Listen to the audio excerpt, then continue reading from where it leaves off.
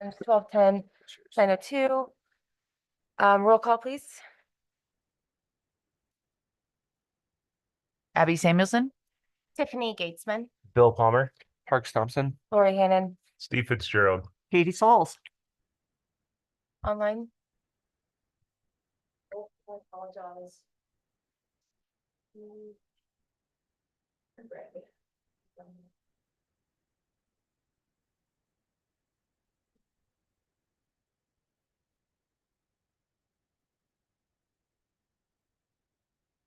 Now he just has to unmute himself. Okay. No, he's been muted. There.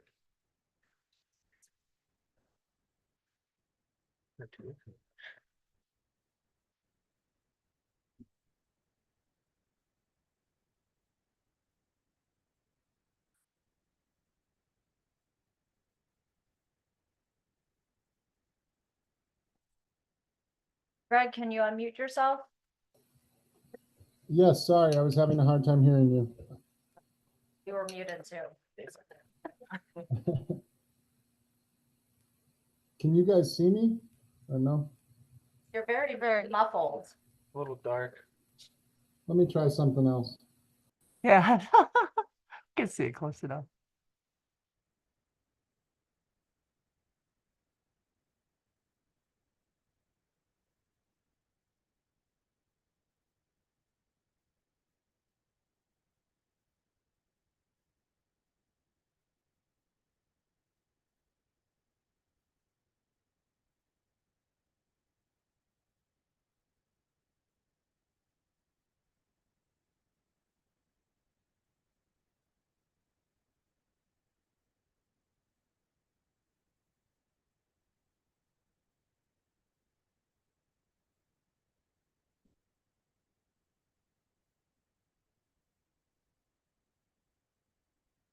So we want to maybe proceed and we can circle back with Greg for roll call. Agree. All right, so next up, approval of the agenda. So moved. Seconded. All in favor? Aye. Aye, okay. Next approval of the consent agenda. So moved. Sorry. That's all you gotta say, kids. Yep. That's all you gotta say. Seconded. Where's Thanks, all approved. Any comments? Approved, all approved. Second, yeah. I seconded it. Yeah, Park seconded So it. All right. All approved for approval. Aye. Aye. Aye. All right, did you want to go over anything specific before we move on?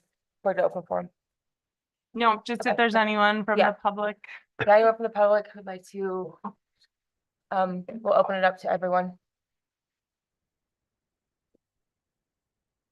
Raise your hand on Brian. If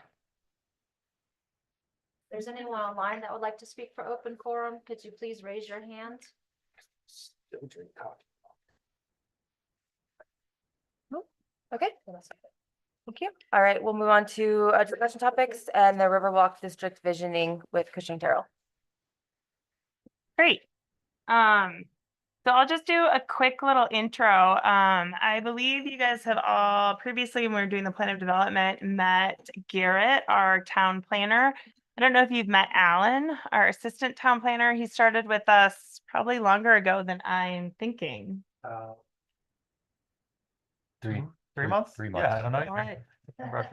3 months. So this is Alan. And then online with us, we have the Cushing Terrell team that's been working on our comprehensive plan, and they're the ones that put together the kind of conceptuals and visioning documents for that Riverwalk district that was in the packet. So I'm going to let them take it from here unless you have anything. Yeah, Art, Nora, and Laura. Did you want to say anything, Garrett, before I? Yep. Can you all hear me okay? Yes, thank you. Okay, great. Hi, everyone. I'm Nora Bland, Director of Planning at Cushing Terrell. As Sarah mentioned, we are working on the comprehensive plan, and part of our scope here is to do a downtown visioning. piece. And then I'll introduce Art Melito. He is a planner and landscape architect with us at Cushing Terrell. And then Laura Doherty is architect and principal in charge of the project. Thanks for having us. Art, do you want to go ahead and pull up that presentation? Yes.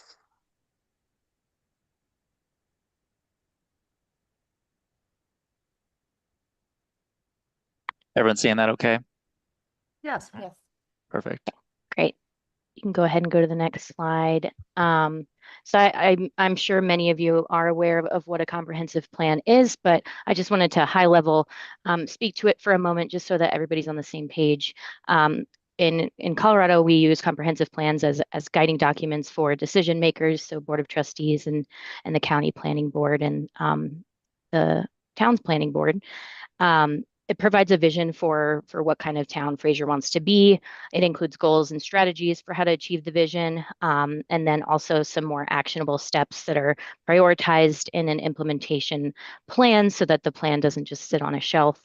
And then, as I mentioned, part of our scope is this illustrative conceptual plan for downtown Fraser, Clayton Court.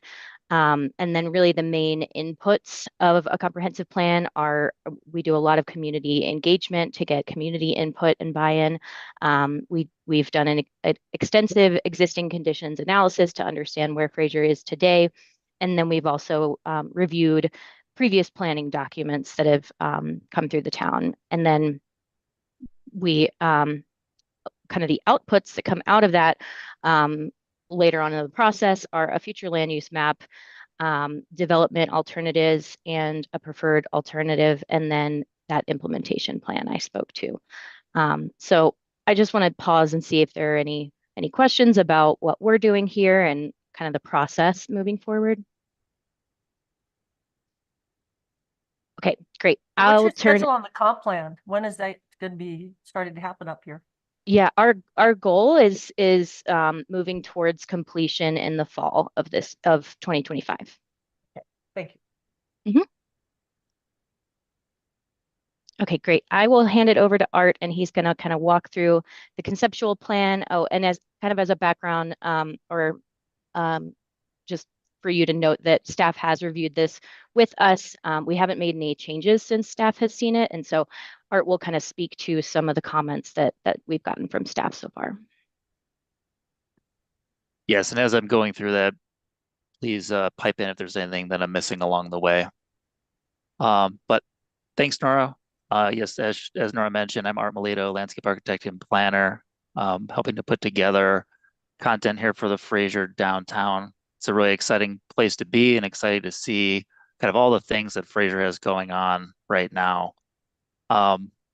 Looking kind of holistically kind of at this task, we've certainly taken more of this visionary approach and trying to represent some of those given conditions. I know there's a couple other ones kind of in our next iteration that I think we're going to be making here.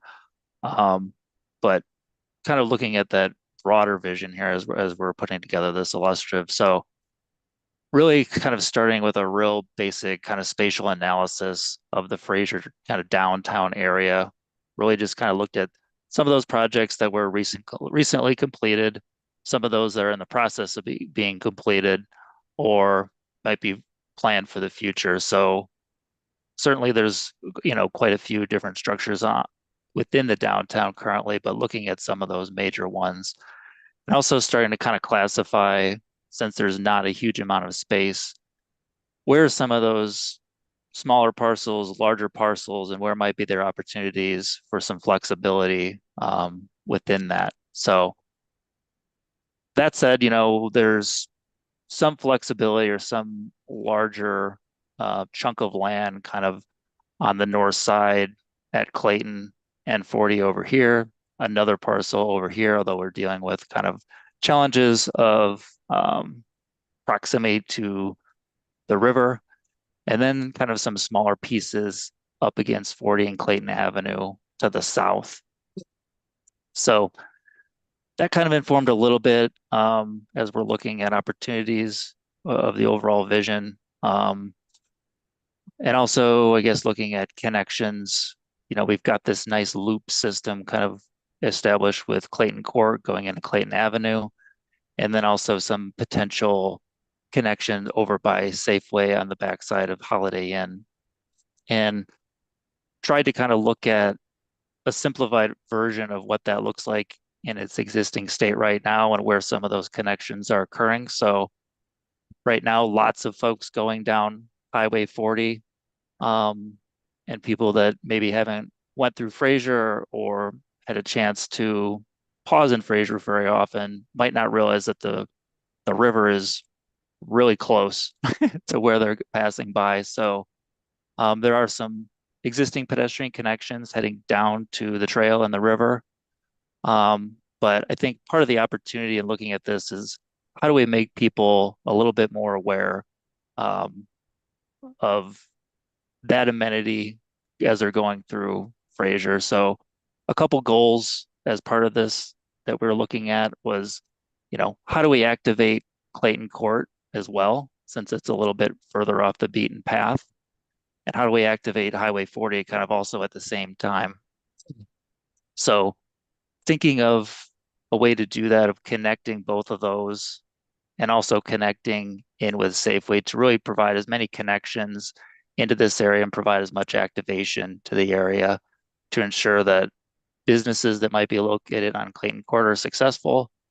And it's a great place for folks to visit and hang out. So as part of that, looking at maybe a way to integrate open space as an amenity that creates that linkage, and also just begins to enhance, the river, the trail, and the streetscape all throughout that. So we looked at kind of one main vision movement that kind of helps to connect that through. And that element, I guess, is creating this open space or connection that connects into Highway 40 here, where a future signal is planned. Certainly there's some challenges associated with that, but I think as part of the vision, taking some liberties to maybe find a broader move that might be successful or maybe a little less obvious when thinking about the downtown vision is more fragmented lots and parcels. So that is kind of the big move going through here, and then also enhancing some of the other connections that kind of go through Clayton Court and connect to the river. And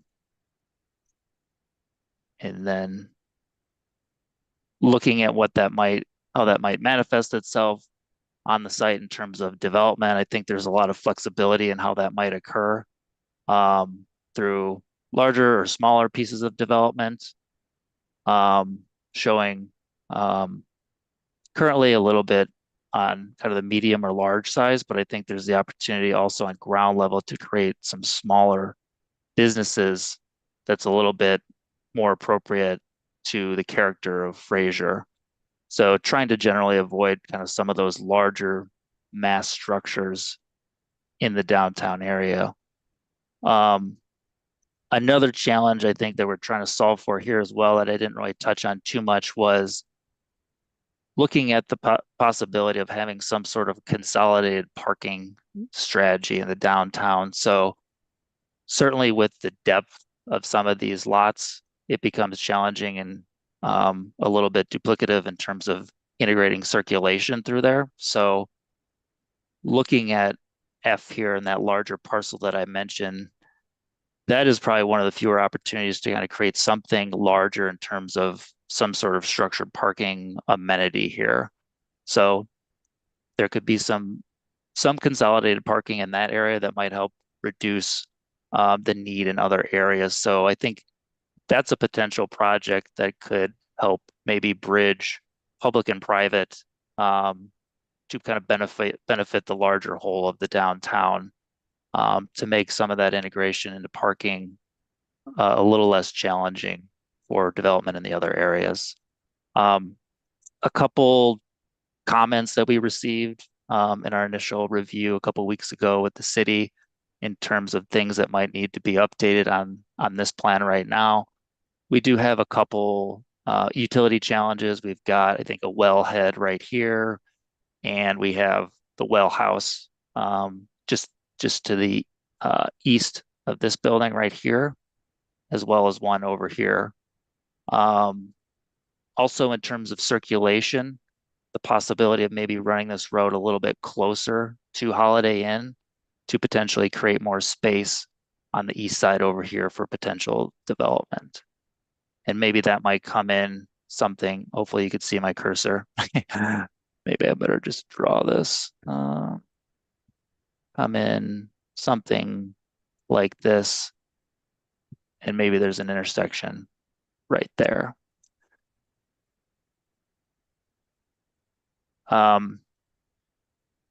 Also, further on the north side, I think we've got some existing structures in this general vicinity. So we might need to reconfigure some development over there as well. So that's kind of a real quick overview of some of the big moves that we are looking in terms of the vision plan. I'd love to hear what folks have to say and other comments that help improve the plan. So I'm going to kind of pause here and open it up towards discussion. So when we're on 40, this is Park speaking, by the way. When we're on 40, you said that there was going to be a possible traffic light put in. Is that correct? Correct. I understand, I guess, future in terms of E right here. is So that, go is ahead. that by the Fisher's Bar, technically? I think that's Eisenhower. That was that's actually the Eisenhower. number one question I had. It is So that's the Eisenhower. that's where the median issue is right now. Yeah, we go to like cut over So the to track speak. to the school and everything. Parks, is your mic on? It is on, yes. Okay. I turned it off for that speech, but he didn't have to hear me breathing. But yes, from one traffic light to the other there, it's not much space. I like the idea of a traffic light. I wish, especially because the median issue that we've caused now there doesn't let people turn out very easily, especially going left, from Eisenhower towards Tabernash, so to speak. But Mhm. going to the ski area on like during the winter, that light gets backed up almost all the way to, let's say, past the pole yard there, if you're familiar with that, sir. Yep. And sometimes beyond that, sometimes well into the flats. So that could be a whole nother issue. Just to think about, I don't know. Now there has been talks in the past about roundabouts, and I don't really know if that's a good idea either, but there needs to be something there. And I just know that if there's a traffic light, you could be looking at serious backups beyond what we already have. And people would probably then go through that little loop that we've created there for the downtown, which is good. It'll get them going through it, but you don't want traffic going through there and like they're just stop and go traffic through your Clayton Court where there's people living and trying to have breakfast and whatever else they might be doing down there. And I mean, bumper to bumper, And like that's, hundreds of cars. that was on my notes as well, is like how do you regulate traffic through a tight, narrow, I guess, because there's no in or out after you enter Clayton other than the ones off of Highway 40, correct? Or that Safeway exit also, right? That goes back to. Yeah. Hopefully, yeah. Yeah, I just think of like, this might be going too detailed, but is there a plan to like close down Clayton Court for like walkabouts and art affairs? And so that would minimize like traffic flow on days that we need to be safety, of safety concern. But- Yeah. It's been mentioned a little bit, I guess, of how I guess if it's Walkabout Festival Street, whatever it might be, of shutting down a portion of that just for pedestrian access. And I think if this Safeway loop were able to kind of come through, you've got an extra exit here now to accommodate that. Maybe that's in front of Headwaters, or maybe you'd be able to do it maybe a little bit more larger area over, I guess, on Clayton Court itself. It's a little bit challenging to predict maybe where you'd have access for future development in there to ensure that you're not blocking entry into those, since it's a little bit challenging to have all that access off of 40. But you also have L, right? So L is another entrance and L. exit. A road, a new roadway the road connection. New roadway Right now connection. behind, that goes behind the distillery. Yeah. Yeah. So I think having a Oh, good yeah. focus on those, that's great. I mean, I don't know. I feel more comfortable seeing those. That's definitely gonna get blocked though. Yeah. That's what I'm talking about. It's gonna force traffic off of 40 down there, and then it's gonna come right back to that same light that's blocking everything. And so you're gonna have two Come back blockages. Safeway and try to turn left. Yeah. Have a one-way going north. And wait till Google Maps Yeah. get a hold of it Well- and thinks it's faster. But But I think that's why Breckenridge did traffic circles. They did so many of them in a row, and it's kind of odd when you first get used to it, especially for residents, but that's why they have good flow. Yeah, Golden does I do know- on Golden Avenue. It's really convenient. You don't have to stop, but it's very easy. I know the to- concern for roundabouts in the town of Fraser is because Highway 40 is the alternate It is. shipping Yeah, it's route very- to Salt Lake in the west. That's it. So making a roundabout large enough for semi right. trucks and trailers to get through is the difficulty. And I Yeah. think Yeah. CDOT did a big study on it just a few years ago, and Yeah. that's one of the reasons they excluded Mhm. the roundabouts. The other thing, folks, is that study had several other traffic lights in it, Yeah. including County Road 5, Right. County Road 8. So your point about that backing up, it's going to be a long series of those. It's not just this one. Well, Yeah, who and gets to it's- control that timing? Is that CDOT or is that? CDOT, CDOT, CDOT, yeah. because it's a state highway. Got it. So Well, no, Alan, CDOT they're planning right now to widen Highway 40 to 2 lanes all throughout here. And Garrett and Alan, correct me if I misstate anything here, but it looks like a traffic light is probably somewhat imminent on County Road 8 and Highway 40 there. So I turn left out of Because there. I mean, that's going to impact that traffic flow as well. They also, and again, Garrett, you can probably speak to this better. I know there are long-term plans to put an alternate road that Fraser and the county and different folks have been working on. I know there's some challenges there, so I have no idea on the timeline of that, but that would be connecting. What's the road? It Fraser goes through Parkway, Grand County Road Park. 5 over to 72. Yeah, I mean, the Fraser Valley Parkway, if you're all familiar with it, would kind of parallel Highway 40 from Tabernash down to here, on the west side of Highway 40. I think that would be the more likely alternate route for folks wanting to avoid maybe traffic backups or things like that on Highway 40. The comments around, folks peeling off of Highway 40 and kind of using these connections through downtown Fraser is a valid one. I think this kind of stretch is so short and that all of these streets wouldn't be directly connected. So off on the left, I think that's L, that very last, L for the new roadway connection. That's kind of in the vicinity of Sun River condos. And then, it's not a complete straight shot, say from County Road 8 all the way down to 804. It's kind of a series of connections and turns. I think all of these streets would be at 20 miles per hour or potentially even lower. So I just don't think it would necessarily be a faster route than staying on 40, especially if you have a series of traffic signals along 40 at County Road 5, County Road 8, Eisenhower, the existing one at 804. There's a planned signal at Old Victory Road right by, Vicious Cycle. And then the stretch of Highway 40 where it currently necks down to one lane, kind of between Old Victory Road and Rendezvous Road or Grand Park Drive. That's the area that's planned to be widened to 2 lanes in each direction. I think a lot of the current bottlenecking that happens at our traffic signal and Safeway is really due to that necking down to 1 lane. So CDOT is planning to address that issue. I mean, certainly there will still be traffic, there will still be congestion, but that kind of structural bottlenecking issue is hopefully going to be resolved. So you're saying it's going to be Yeah. 2 lanes on each side?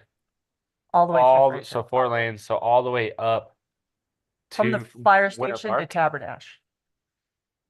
Because the fire station Is where it down bottlenecks.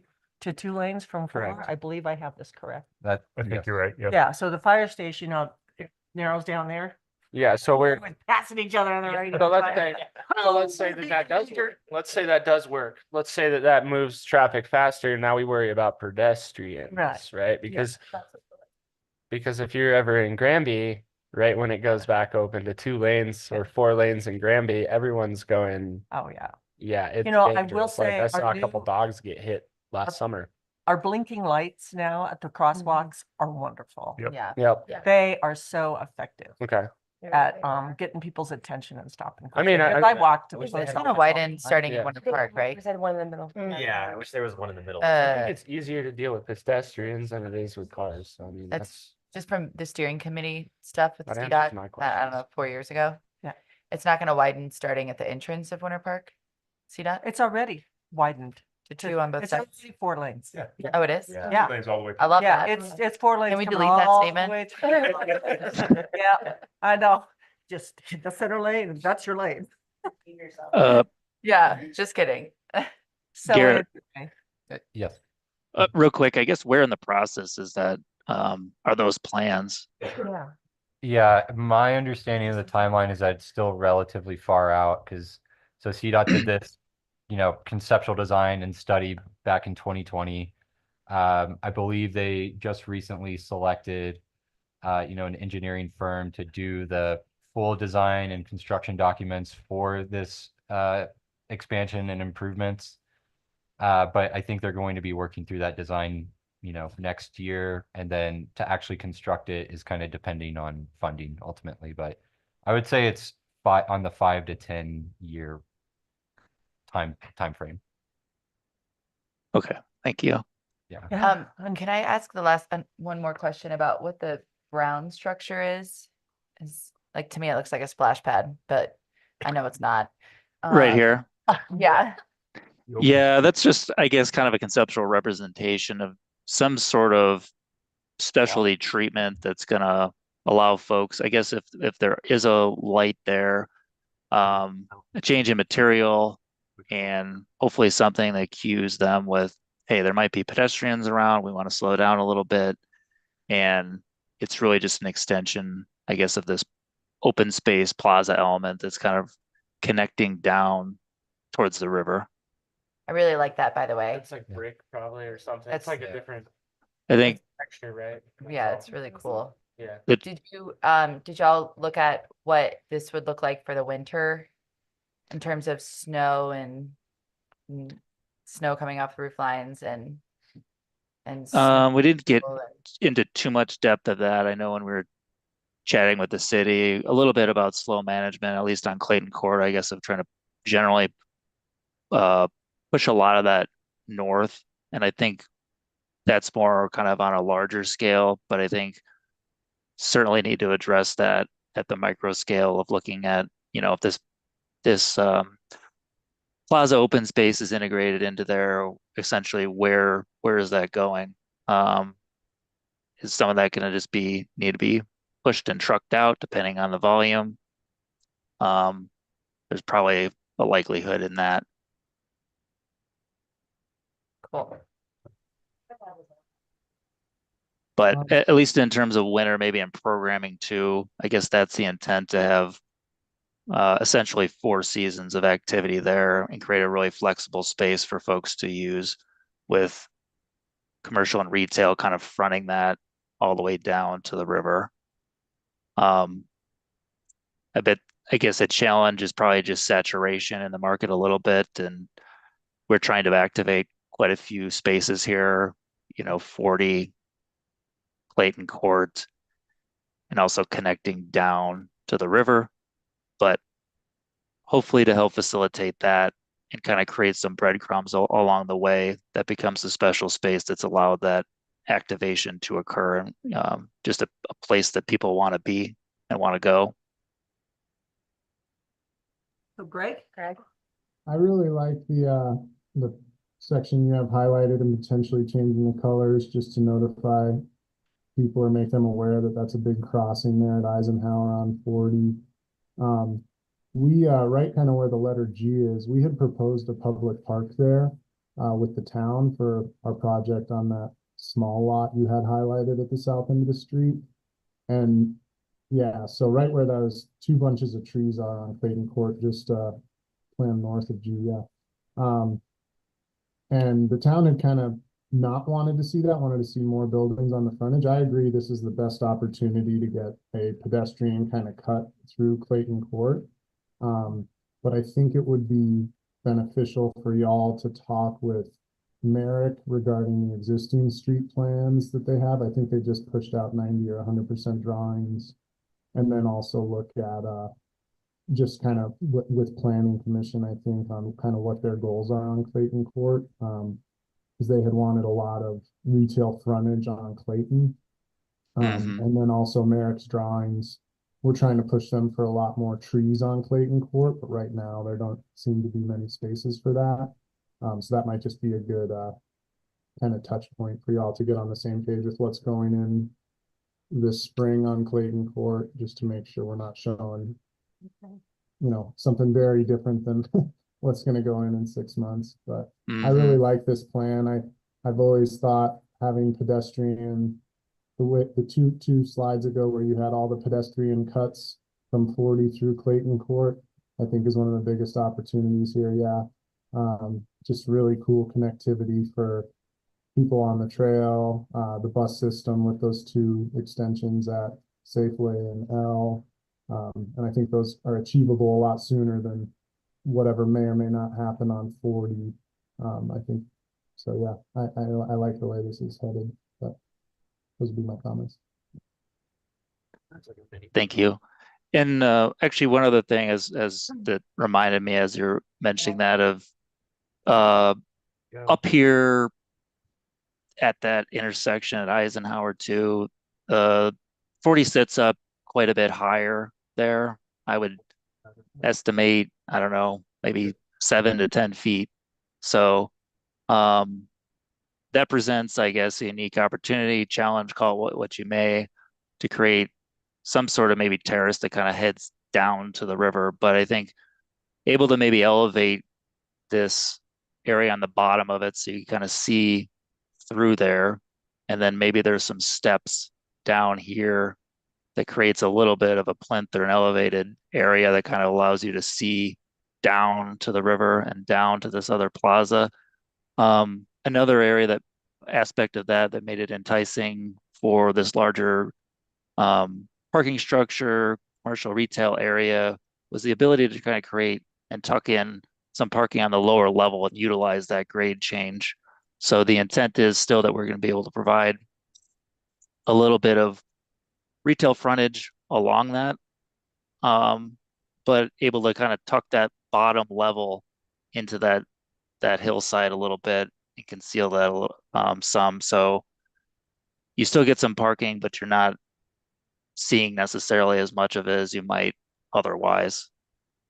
Yeah, when we've studied that lot for parking structure, you either give up retail on one of those three main faces, on 40, on Fraser, or on Clayton Court, to get the optimal kind of size for a structure there.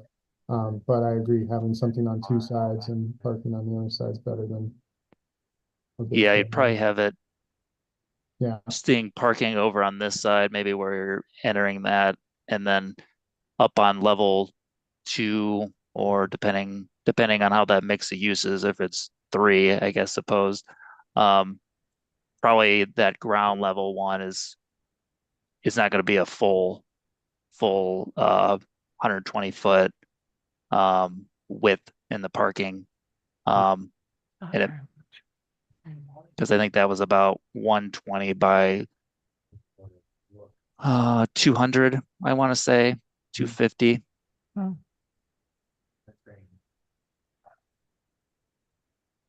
Yeah, I think there'll need to be a conversation, probably either with not this group, but planning, just around if we really do want parking there and structured parking, some give and take on height or density there, probably height, just because it's really tough to get retail on two sides, parking structure, and then only have one floor of residential to support it. Yeah. So, but I like the overall vision of this. I think is awesome. I think this is really cool. I have a question One about. question on C, where you have the Sorry. amphitheater, does that space currently exist, or that would require bringing the trail more west? I'll shut up after this. Doesn't exist right now, but I think the thought is that I think the trail is currently a little bit further east over there. Right, go maybe 15, 20 feet perhaps. Mhm. Certainly it's fairly dense along the river in terms of vegetation, which I think is good, I think, for the river certainly, but trying to maybe find a singular opportunity where you might be able to poke through there in a small area, have folks just kind of touch the water, dangle your feet in there, just kind of sit and reflect for a moment, is the idea there in kind of a minimally impactful design. I have a question going back to parking. Is residential parking being considered for all the residents who are going to live in this area? So they're not having to fight with commercial for parking? We haven't really looked at an in-depth quantity for some of that parking. I think that's TBD.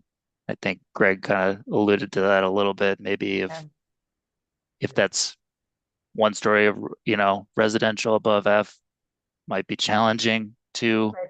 And then it Just also for one- depends a little bit on the development of some of these other buildings Yeah, and their that's the question. height as well. People have to walk across the entirety of Clayton Court to get to their car, or will they have parking close proximity to their residence? So I think I can maybe speak to that a little Yeah. bit. So I mean, right now our code has parking minimums for all uses, residential and commercial. We really don't have tons of ways to modify or reduce that. I think generally speaking, the strategy would be for any residential uses in downtown Fraser to have parking for them as close as possible to those residential units.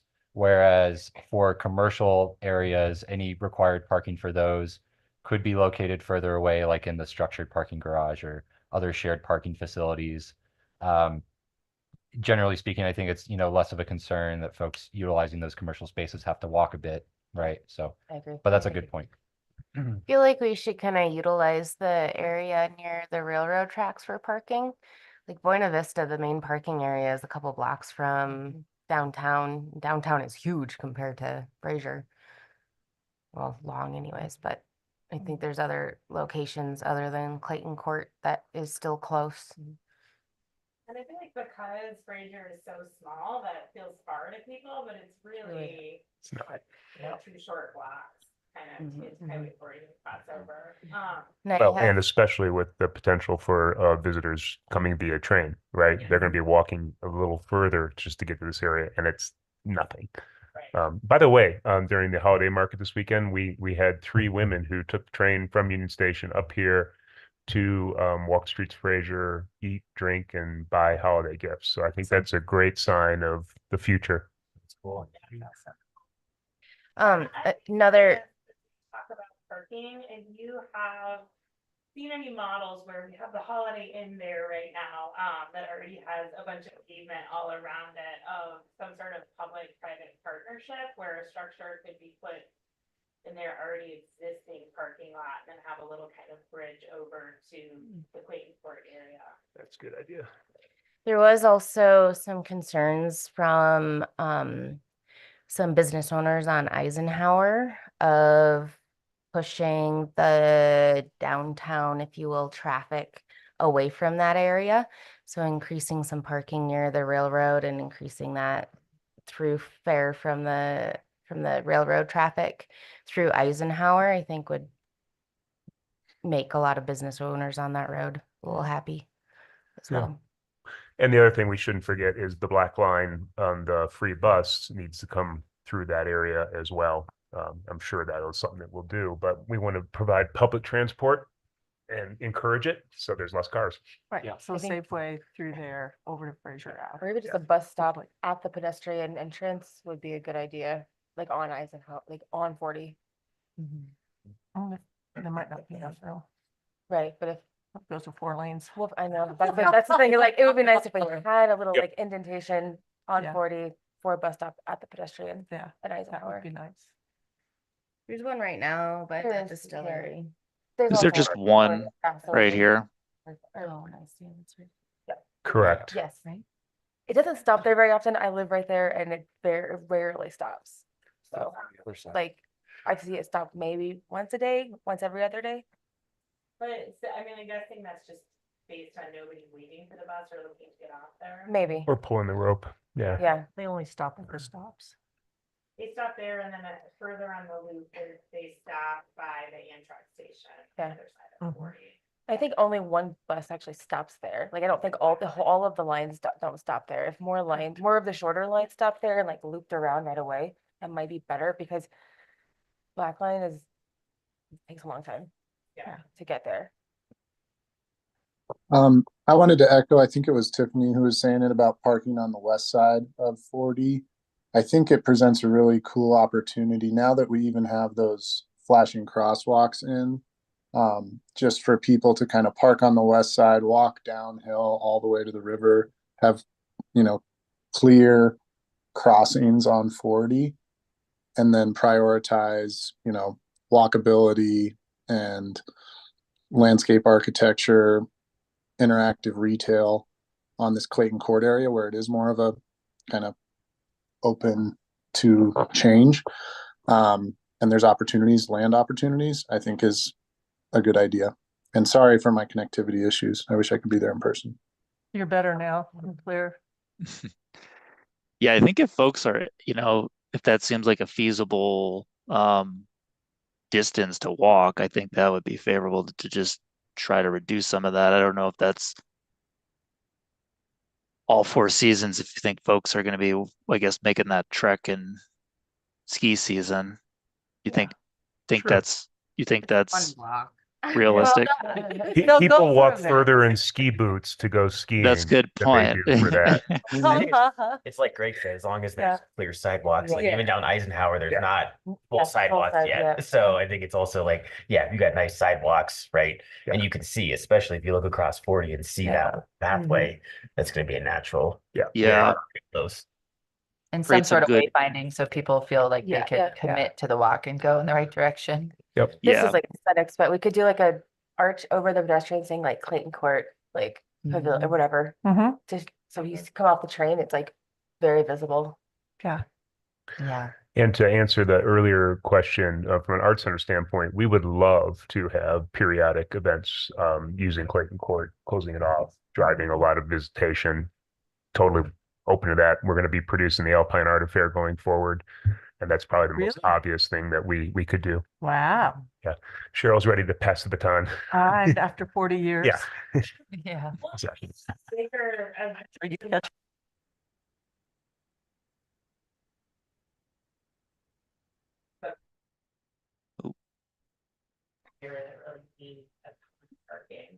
Are you guys still there? Yes. Yes. Yep. And I'll say as the town clerk, I envision Clayton Court to be an entertainment district. Yeah. In the future. And explain to these guys what that means. So short and simple as an entertainment district is where you can close off that area and you can provide food and beverages that you can walk around to the different businesses. Mhm. And have those beverages and drinks and Cool. and entertainment. Sounds awesome. Yeah. Imagine New Year's Eve, fire and ice. I mean, right off the top of my head, I can think of multiple things that we could be doing down there, and that pulls people to Fraser. The explosions might be a little problem. Yeah. Not to get on the windows. Yeah, But that's even not that far away. it is. Short walk. Yeah. To get that roadway up there. Right. Yeah. And we already know that the pubs and all that are just jammed down here on that night. Yeah. And I do believe with that pedestrian flow, like you say, from the railroad tracks, people would be going down Eisenhower. Of course, all the local traffic hits Eisenhower sooner or later between all the public facilities that we have on this side of the tracks. So, yeah, it's exciting. That's And it. this is, kind of a general idea. I'm sure that this is going to get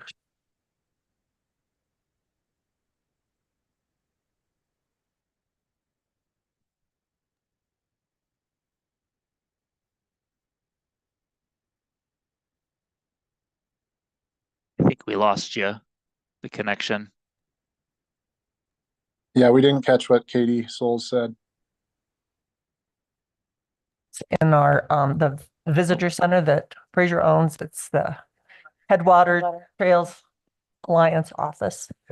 But would want some built in here. Used to be Yeah. called a definitely. visitor center. More. Yeah. People can stop in and I visit. think one in the Clayton Court area would be good, but it would also be cool to maybe communicate or collaborate with the Amtrak station to see if we could make that a public restroom as well.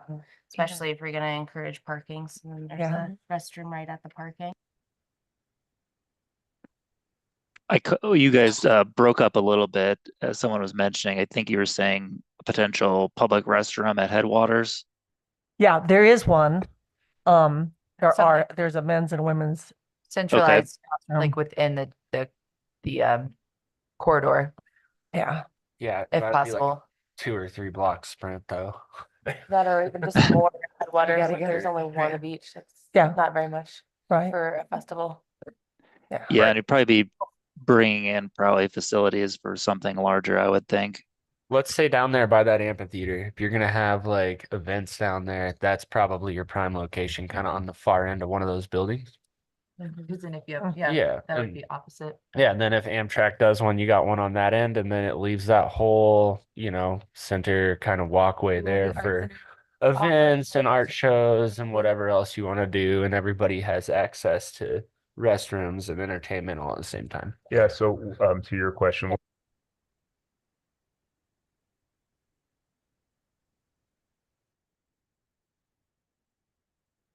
drive foot traffic through there, so there's a benefit. There's exactly. And that's not Then we far have off. one on each side. Yeah, and I'd basically. probably put the public restrooms near the gallery, Yeah. but facing the outside so that people wouldn't have to come into the building and we Right. could lock it up. Now, Yeah. wait, the art center is gonna have some sort of outside.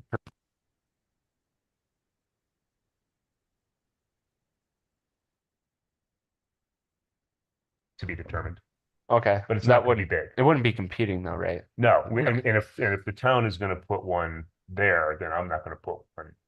I'm not going to have redundant. space. Yeah, We'll yeah, just- that's not we'll worth use the it, one yeah. that's there. So maybe if Yeah. they do that, then it would be easier to put in the restroom. You'd have more. Yeah, but I think the restroom would be better off at the Over there. Clayton Court. I near think it the would be entrance. too. Yeah, but again, Yeah. we don't have any plans yet, so Okay. other than the conceptual design, Yeah. it would be open to that. I do have an outstanding question. It kind of brings the plan that we designed, the DDA plan. And then, yeah, so I'm gonna use the example of Sun Pie, the place that's in Steamboat. Anybody know that? Ooh, place? yeah. So is there, and this also might be a question for Greg. Like, I think you mentioned that there was an opportunity at the amphitheater, like dip your toes in the water. Yep.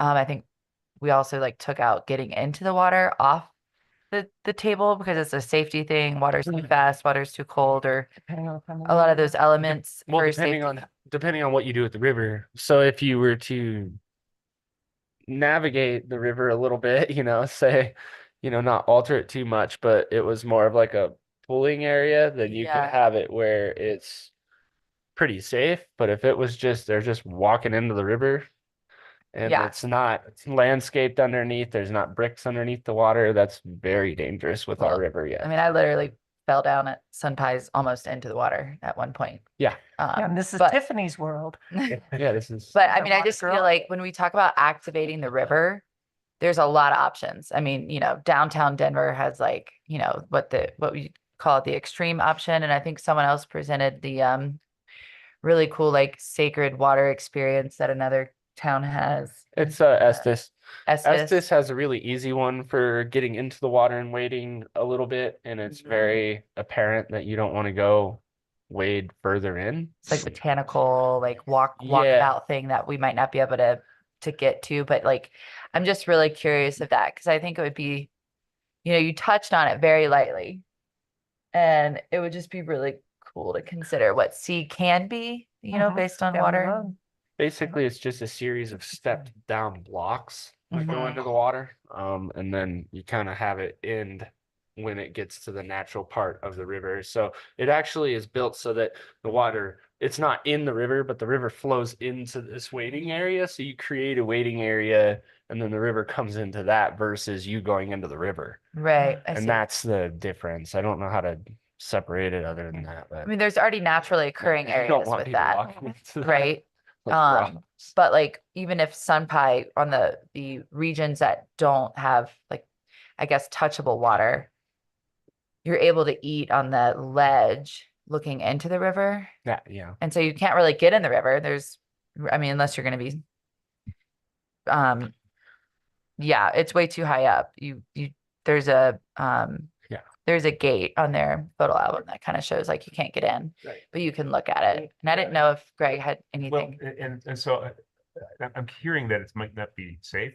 I've waded that river hundreds of times, and Yeah. for the vast majority of the year after runoff, it's Doesn't- no yeah. deeper than shin deep. No. There's Yeah. a few deep runs, which is where the fish are, but you can easily create a space. I think the bigger Yeah. issue is going to be the ecological impact downstream. And Right. so we'd have to do some real work as a community That's- with Colorado Environmental, Trout Unlimited, et cetera, to make sure that we're not causing problems. Well, and that's why you would have to create the space. That's why you would have to build the pad, Yeah, and then it would flow into that Yeah, yeah. and flow out of tons that. sense. And And have current- filtration at the Yeah. back end. And currently there's only one visual, Just build like, some you know, parameters.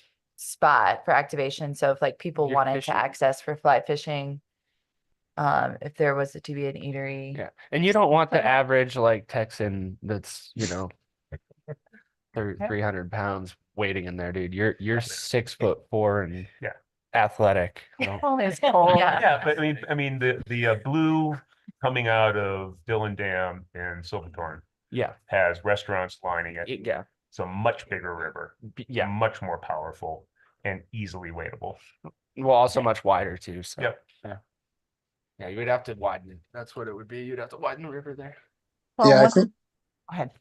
Sorry. I was going to say from a feasibility point of view, I think, there's going to be a give and take with wanting more retail on the river or opportunities to kind of sit like you can at Sun Pies, like literally up on the river.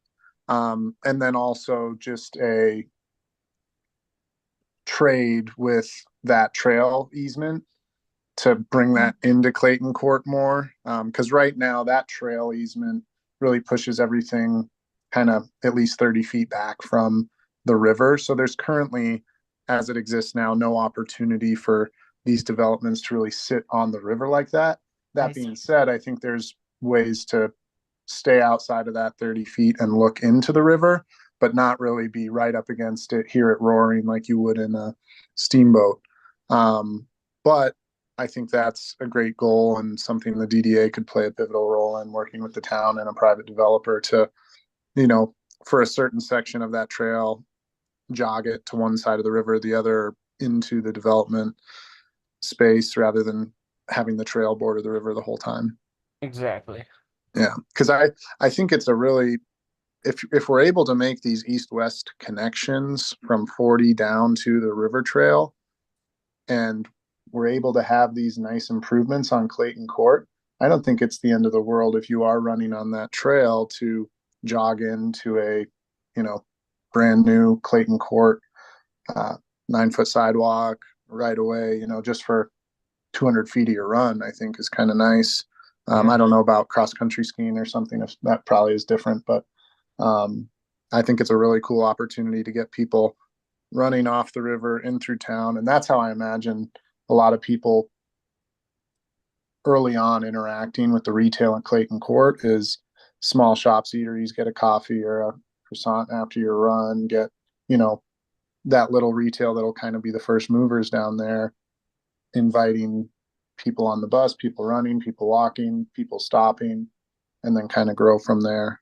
But I think from a feasibility point of view, there'll have to be give and take on, density or height to give a lot more space and green space anywhere we want it, or flipping, or just also right now the code reads that all retail has to be on Clayton Court. We need to switch that if we want, a big riverfront restaurant, or have some flexibility there with the town, which I think everyone's kind of on the same page with. And it seems like the board's amenable to giving one for the other if it matches this plan.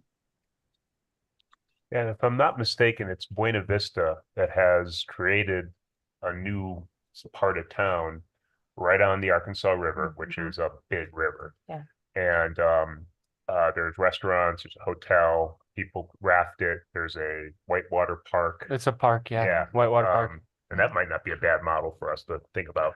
A whitewater park would be Well, I'm not necessarily meaning awesome, whitewater park, but not. but We don't have I much meant water. more the way they way they- aggregated Yeah. everything around the river. And, Yeah. and the river's heavily used by all kinds of recreationists.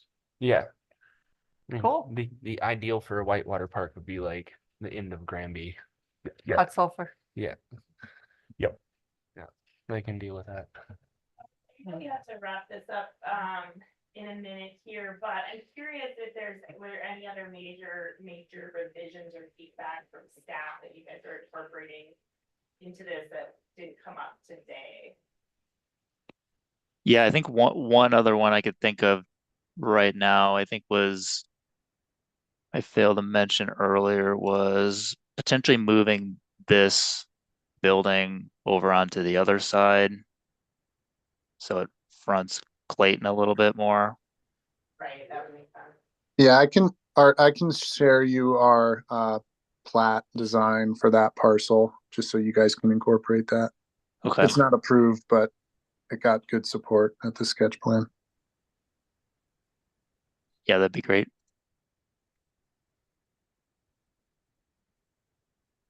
So one of the thoughts was to having those buildings off of Highway 40. You would be, their upper level would be visible from 40 for pedestrians along 40 to pull them in. Oh, so you could walk in on the second level, I couldn't hear you. walk in on the second level and then like, Yeah, Yeah. access could be off of that Highway 40 level and Yeah, and I think I think of the reason for that, I think we've got wellhead somewhere in this vicinity. mhm. So that's gonna change. Yeah. Cool. Is there any opportunity for like rooftop, like retail, like dining or patios? Since there is like a Mr. Beckler, discrepancy I know, between the can you chime in on the rooftop? There's definitely opportunity for it. I think, once we start talking about, structured parking, ground floor retail, a rooftop deck, and then squeezing in between on 3 stories, it's not very feasible. But if there's, 4 or 5 stories in certain areas, it becomes more a reality. But yeah, we're planning it right now on the residential buildings to have some roof decks. We're really trying to hopefully get some traction here on Clayton Court, and then in the building on the southeast corner, try to do some riverfront restaurants, and then we're really pushing riverfront after kind of the initial traction we hopefully get with those first few retail opportunities on Clayton Court. And then Emal's parcel, whoever does that, I think is another good riverfront spot. But I love the idea of having roof decks on the 40 side and then riverfront on the Clayton side, west to east. I think that's a great idea and kind of ties everything looking down west to east. But yeah, with 3 stories, it's tough.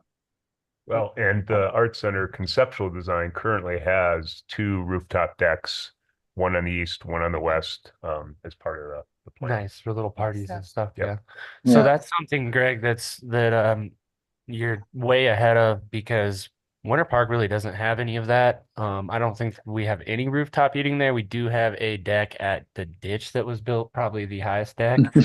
There was one at the Canted had yeah, that's the highest one. yeah, Yeah. but it's tiny.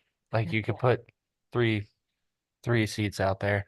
But I think that's massive. People also, you're ahead of Grand Lake in that way. Grand Lake is looking to do some of that now, and they're looking at how to do that, and it's extremely expensive to do it after it's already been built and it's been around for 50 years. So good job on that. Just a little pat on the back.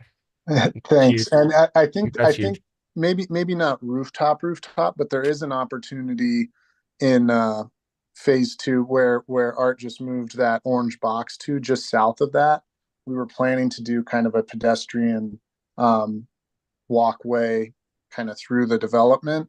And there is an opportunity to have an elevated deck that's maybe not necessarily a rooftop deck, but, you know, 15, 20 feet up on the west side of Clayton Court and the east side of 40, looking down into Clayton Court. There's definitely opportunities there for an elevated commercial experience, elevated deck that has, you know, public commercial space. I think the tricky part with a rooftop deck is, you know, sacrificing space to get the public through a residential building and only having, you know, so much space and height to go. Right, and But amenities too up there probably as yeah, well. yeah. So Yeah. Okay. yeah, I know Katie doesn't want to hear it, but 4 or 5 stories makes it more possible for sure. Nobody wants to hear it, but it is what it is, right? Yeah. Yeah, and I don't know if any sort of, certainly we've got space restraints here. There's not a huge amount of space, but you know, if at least on F, I know this is a more challenging, comprehensive project here, but at least if you were to have maybe one story here and you'd be able to have another area, maybe commercial above that. Certainly, if you've got residential up on the top, it seems like it's a little bit easier to have residential deck up there. Commercial seems a little bit more challenging to me. Greg, Chris, correct me if I'm wrong. I think you were saying without kind of sacrificing maybe some of that level 2 space if you're carving it out of that. Yeah, I mean, and that's honestly, we've always envisioned that as kind of a Texas wrap as well. If anything were to have been on that parcel, I would orient the 3 to 4 story section all along 40, sacrifice a little bit of Clayton Court retail frontage, but then maybe do a raised commercial patio. And not necessarily sacrifice retail frontage, but you got to sacrifice it for an entrance for the garage. And if you don't have parking at the, you know, surface level on that garage is very, very expensive. So yeah, I kind similarly to how you have it designed, I could send you a sketch of what we've been looking at that one, but that's also another really tricky parcel because the most, you know, beneficial corner of that parcel is owned by a different owner and currently has the wash house and some rental units there. And so that little 0.1 acre of that kind of bigger square is rather expensive. So I think realistically, you know, it's going to be tough to say that wash house is going to go away with just, you know, the cash flow he has coming from that property and the value of the land. That's going to be a tough one to say, you know, roll that into the greater deal. Yeah, I think one opportunity, I guess, over a coastal leg over here that I think seems to be rather successful too, I guess, is we've got that little patio outdoor dining space over here, which generally creates a little bit friendlier atmosphere than having it right on 40. So it's kind of taking that connection that's perpendicular to 40 to integrate a little bit of that space as well, since the building's fairly close to 40. And maybe there's other opportunities along that for something similar. Yeah, kind of keep it on the north-south side. The north patios are always tough just with snow. I think like Barry's patio is great because it's south facing. Birdie Lounges is great because it's south facing, but right against 40. And Simple Coffees, you know, it's doesn't see a lot of sun. So yeah, south, and I like the idea of a tiered kind of you know, high along 40 and work it down towards the river. Will create a lot of, you know, a lot of outdoor spaces that could see sun at least 7 to 8 hours a day. Yeah, we need sun.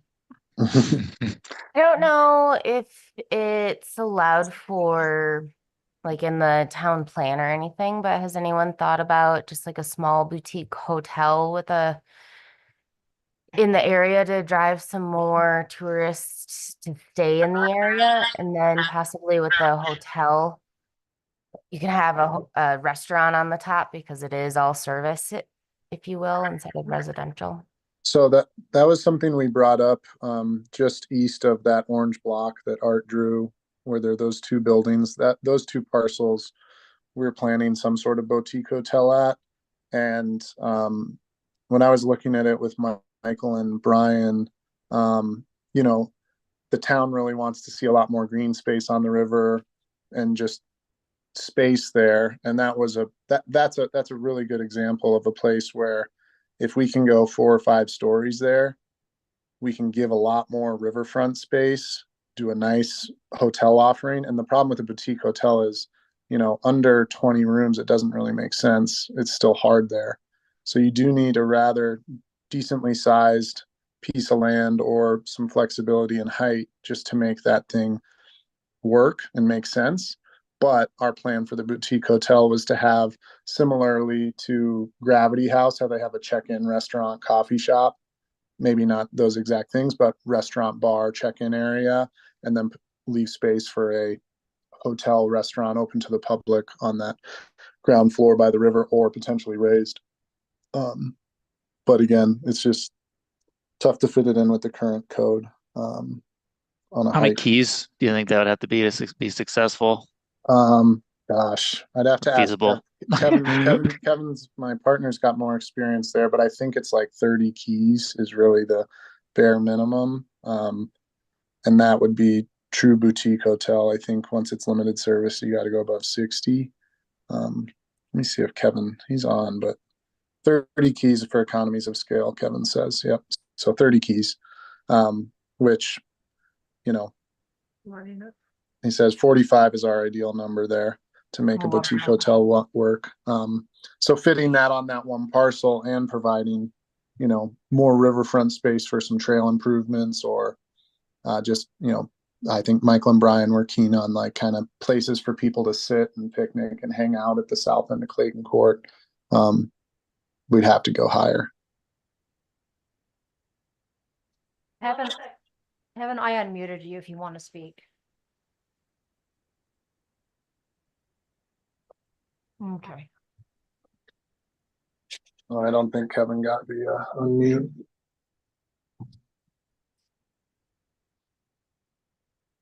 All right.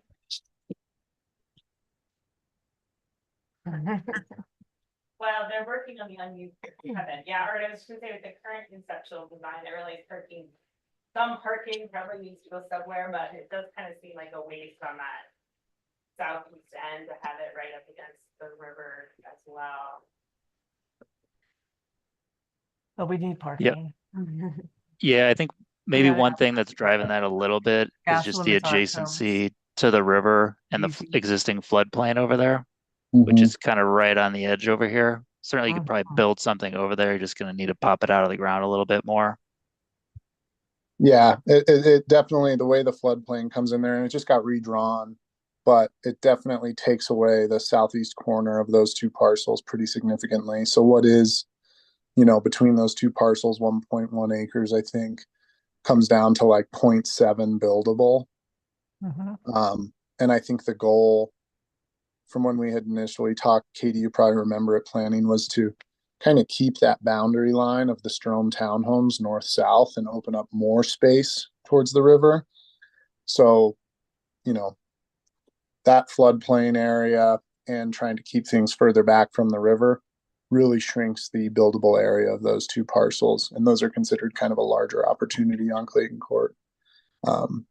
So it gets tight quick.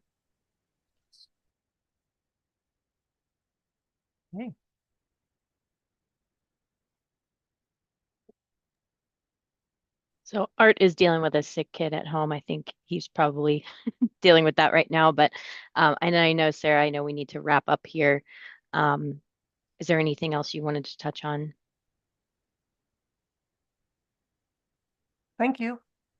Thank you. I look forward to seeing y'all up here in January, February for the comp Yep. plan. Yeah, perfect. Well, thanks so much, everyone. Thank you. Thank you. Thank you. Thank you. Thank you. Thanks. Happy holidays. You too. You as Bye. well. Bye.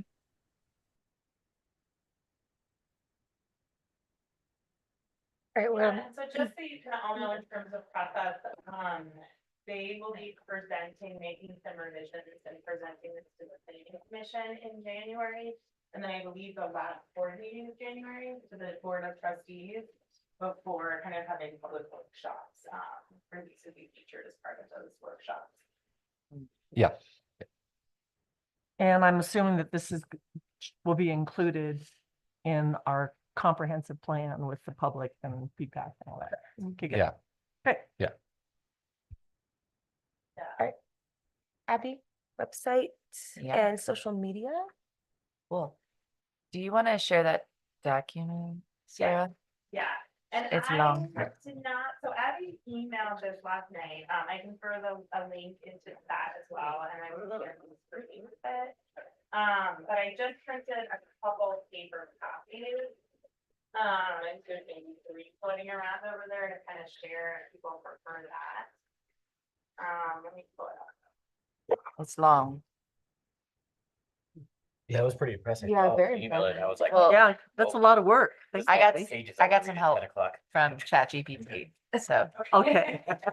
From I feedback? cannot take the full credit for the amount of words and intellect. Okay. But you do have to say the right things. So I'm very happy with how this is presented. There is quite a bit to edit into this. I think for it to be more connected to the document that we just worked on. And give me the name of that document again. It's the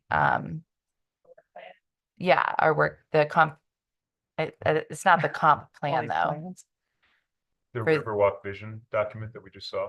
No, Oh. Are required documents. Development, and we just have like the GD work plan. so the DDA work plan. Yeah. So my goal is to take a lot of the verbiage from that work plan and integrate it into this document more so. So we have more a glossary of keywords that are more directly relatable to like everything that we just did. Page 1 is simply like a glossary to what is to follow in the remaining part of the document. I really did focus on like connectivity being pretty important. I think there's a lot of legwork, which I've tend to focus on, that's been put forth before the DDA, if that makes sense. Like Economic Development Committee, the comp plan the town of Fraser has designed. So if you can see that, that kind of goes into number 2 there on page 1, really including, you know, the grid work that came before the DDA. Is pretty important in this because we're not really going to have a lot to share in terms of projects. I think educating the public on what resources are already out there is going to be important for the DDA to do.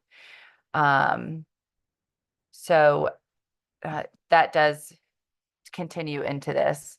Interrupt me at any time to ask a question. The hub overview is going into more of the specifics of discussing like what is a DDA, maybe using other comparisons that we find comparable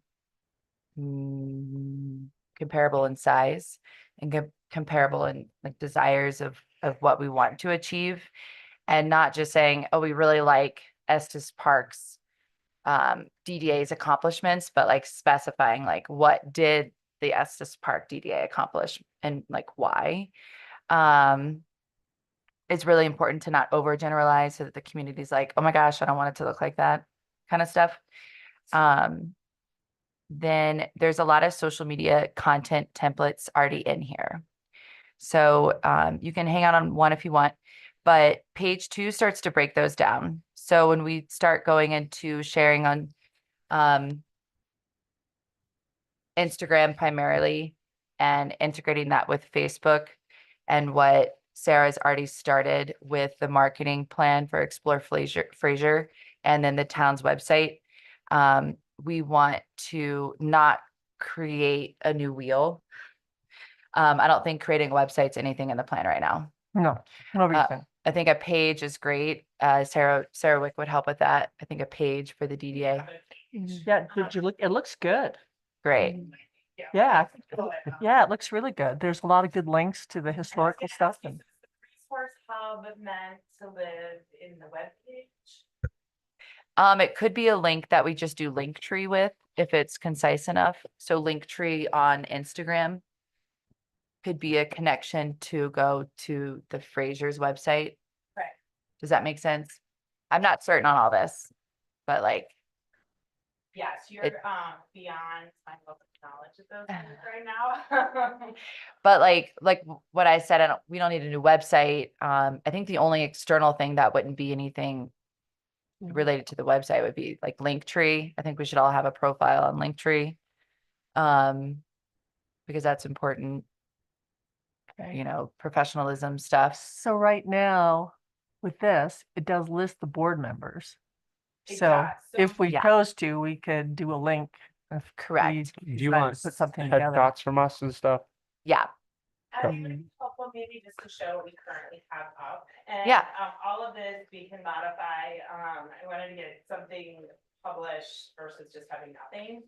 Yeah. I will say Civic Plus, where our website lives, is super clunky and I mean, we're Sure. limited in what Yeah. in terms of making it. A lot of this will literally be on Instagram. Okay, perfect. Yeah. We can easily link. So let me just walk you through. There's kind of 3 different places. So from our Fraser Economic Development page, we do link to the Fraser Downtown Development Authority.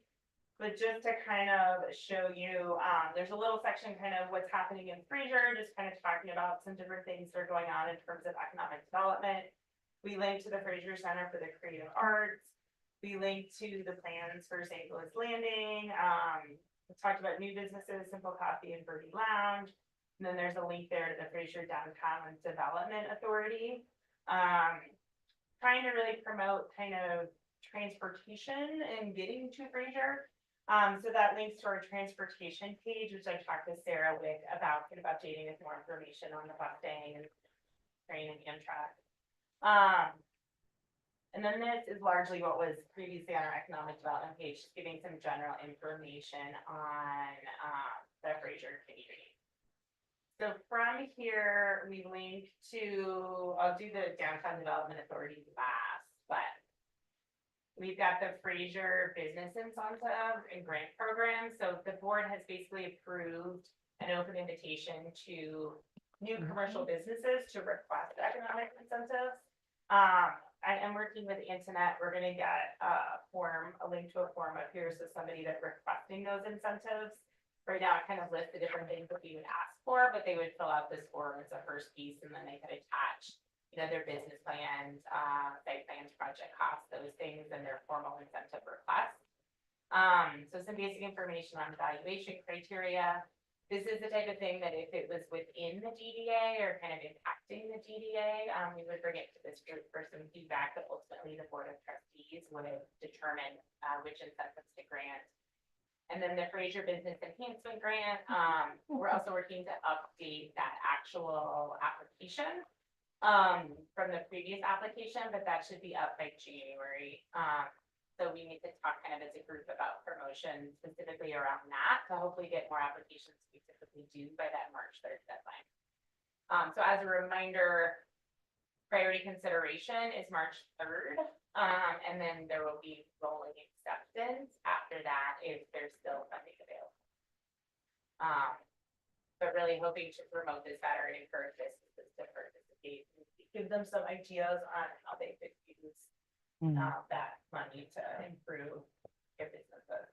Do we want to create some information to hang around town at other businesses? Yes, I think that would be great. Well, let's circle back to that as an agenda item as part of updates. But definitely want to working on that. Okay. Ideally now I'm really ready to go there. Right. Okay. Yeah. Perfect. So the Fraser Business Incentive and Grant Program information is there. There are some kind of business resources listed here with some different links to Chamber of Commerce, Grand County Economic Development, Grand County Tourism, and then the Northwest, what does that stand for? Small Business Development Council, I believe. Council. And then some links for small and new business resources. So from there. So Katie, to your point, the way our website is kind of set up, we set up this DDA page, but then we also have this boards and commission page. So we'll look at that next. but that is where board members are listed. But if we did do like bios and the intros, we could Yeah. add those links. So there's the boundary. If you click on these links, you can actually put in an address to see if it falls within the boundary. Click there. It's got a link to the plan of development document.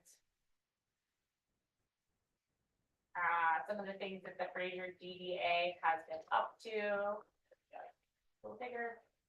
Again, that link to the plan of development, links directly back to that Town of Fraser economic development page. And then it kind of gives some background on the process. I don't know if it makes sense to continue to keep, we used to have links to what other downtown development authorities were doing. I want to replace this photo with a photo from Fraser. This is somewhere else. But just some general kind of information on TDAs. So that's what we currently have. And then in terms of our board. And a lot of that's in month 1. So the connectivity specifies that our social media campaign would be focused on the connectivity with the website. So really anything that we share is pretty much pulled from there that we then just link to where people can click it. Cause like, it's just the quickest way to get like the younger group to engage with what you already have. Yeah. Going. So, and I think that's going to be much more dynamic. So we can. Oh, yeah. That front center on the page too. Totally. Find out what's happening kind of thing. Or Yeah. follow us on Instagram. But yeah, so the board members are listed here. Okay. Without headshots. No current headshots. Okay. Yeah. If That's you a guys long wanted list. to be headshots, Sarah was down with the town staff, you can see what her schedule looks like. That's something. Mhm. Or We do people headshots have- there, Yeah, so I we have just do headshots for a my click TV. on it and then somebody could look there and see your headshot and buy it. Well, like based Just on for Instagram, space. you'd have like a cute picture of yourself and then like I'd probably ask you guys a funny question, like what's your favorite burrito in Fraser? Like something a little bit Uh-oh. more personal. I don't know if that would trigger a burrito war. But yeah, I feel like, I mean, mine's the roastery, so I kind of want to point there. Thank you. Mhm. But it would just elaborate to that, to like Mm. keep it simple, keep Okay. what you already have. That makes less work for me. Yeah. But leg work on mapping it out, because everything would be pre-programmed into a calendar that just like releases it at 7:00 a.m. Great. And then the stories is where that web link is like tappable. So in the story of Instagram, people can click on it and go to your website. Right. But promoting what you want to specify as high priority would be probably something that we need to have a meeting for, because I think January 1st is around the corner, and having that grant application on the link tree of Instagram, and then us doing that within the Meet the DDA and breaking up that bio, like, not having like 12 pictures. Yeah. But throwing the grant application out. Yeah. All right, where in this document are you? And I will scroll back to there. I'm just going, so I kind of, so meet the team. So month 2 would be going into the bios, but I don't have to follow it by that exactly, like we were just saying, because month 2, we're already in January. So I'd have to promote the grant application in month 1. So I would add that into, so it's page 5, sorry. So we would do links to the website explaining what the DDA is, using an infographic, a carousel for that. And then why did we form the Fraser DDA? I don't need to do a video for that, but it's just an example of what we could do. Announcing the DDA on all platforms. So that'd be a combo with Sarah Wick, like making sure that goes to Facebook. Maybe that goes to LinkedIn. I don't know. It's up to you guys. And then post links to a lot of the reports that you just mentioned are on the DDA page already. So like maybe doing a post for 5, more, this is more than Sarah does right now, but like there are a lot of documents on that page you just shared. So making sure we cover the key points. So the Fraser, the DDA one, I think the Clayton Court one, I mean, So what's already living in that web page would be pushed into that month. And that's all via Instagram? Yes, ma'am. Great. Which is the primary platform that I believe, unless you guys, It gets the most hits, right? When we looked at our results from Sarah's report on our, she did say that. I Yeah. was listening to her numbers and I was like, oh my gosh, that's incredible. it gets the most hits. If I'm not here, she primarily uses Instagram or the Explore Fraser website, geared more towards Correct. visitors, Fraser, what's going on. And Facebook is more kind of Local. Community. information. Yep.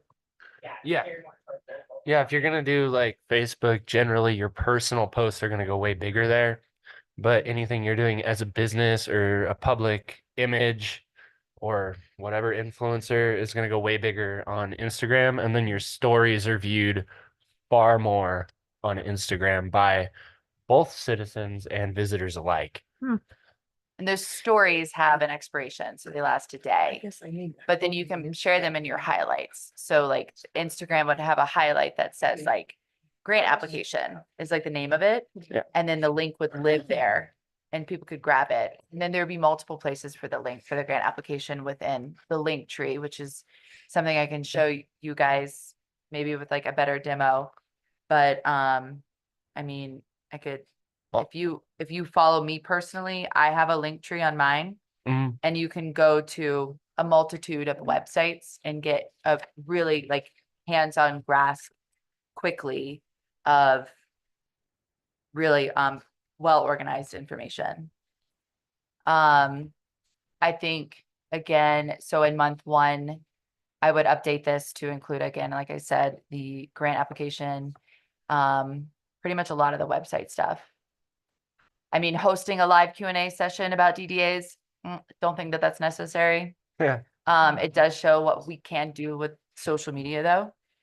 Once we get more confident and comfortable, encouraging the community to ask questions through Q&As. I think that's something that we can do later on, but those are key ways to get the engagement that I think is one of the primary legs of the DDA is for community activation. Right. I am nervous though. I will say community activation. I continue to be like, it's good, but it could also be really challenging for us right now. And That's such a kind way to put it. and the flow of creativity and I think it could also it could be a little too much pepper.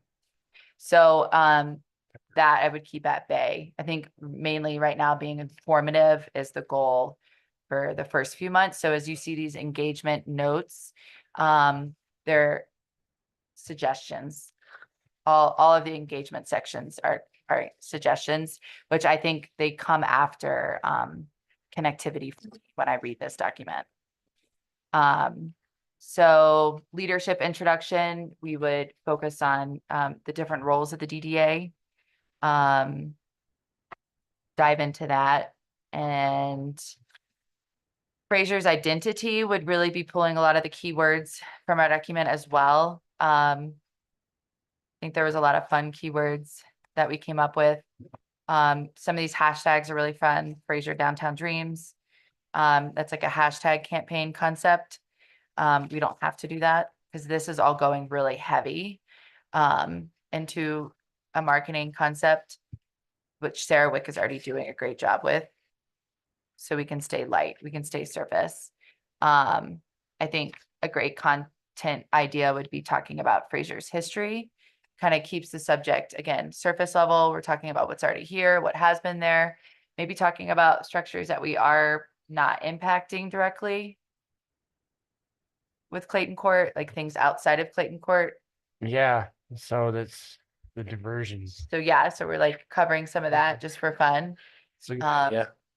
Does that make sense? You No, see where I'm I like going with that. this? Like, I feel like, yeah, because you don't want to focus on the impact yeah, or the pepper is too much. as you yes, put it. right? I mean, I don't know. What's your thought there? Sorry, I lost the. So in the midst of talking about DDA and all the plans and all like the heavy verbiage type Yeah. subjects, throwing some fun key points in there, like Camber Brewing's building used to be owned by Ingrid, that also was a meat deli something, you know, like all these stories I've heard over the time, but it might be fun to dive It's into, also upholstery. lighten the load a little bit. Because we know that culture is really important for us. We're all on this because we, Information and entertainment, like, thank you. Yeah. Information entertainment. Yeah, and Yeah. I, and Clayton. Why is it called Clayton? yeah, like talking to Clayton Cody. family's pretty cool. Yeah, talking to Cody about his upbringing or Yeah. doing a spotlight on a resident that has been here for a while. Somewhere. So I think like keeping it lighthearted, as much as this document is really heavy in the tangibles.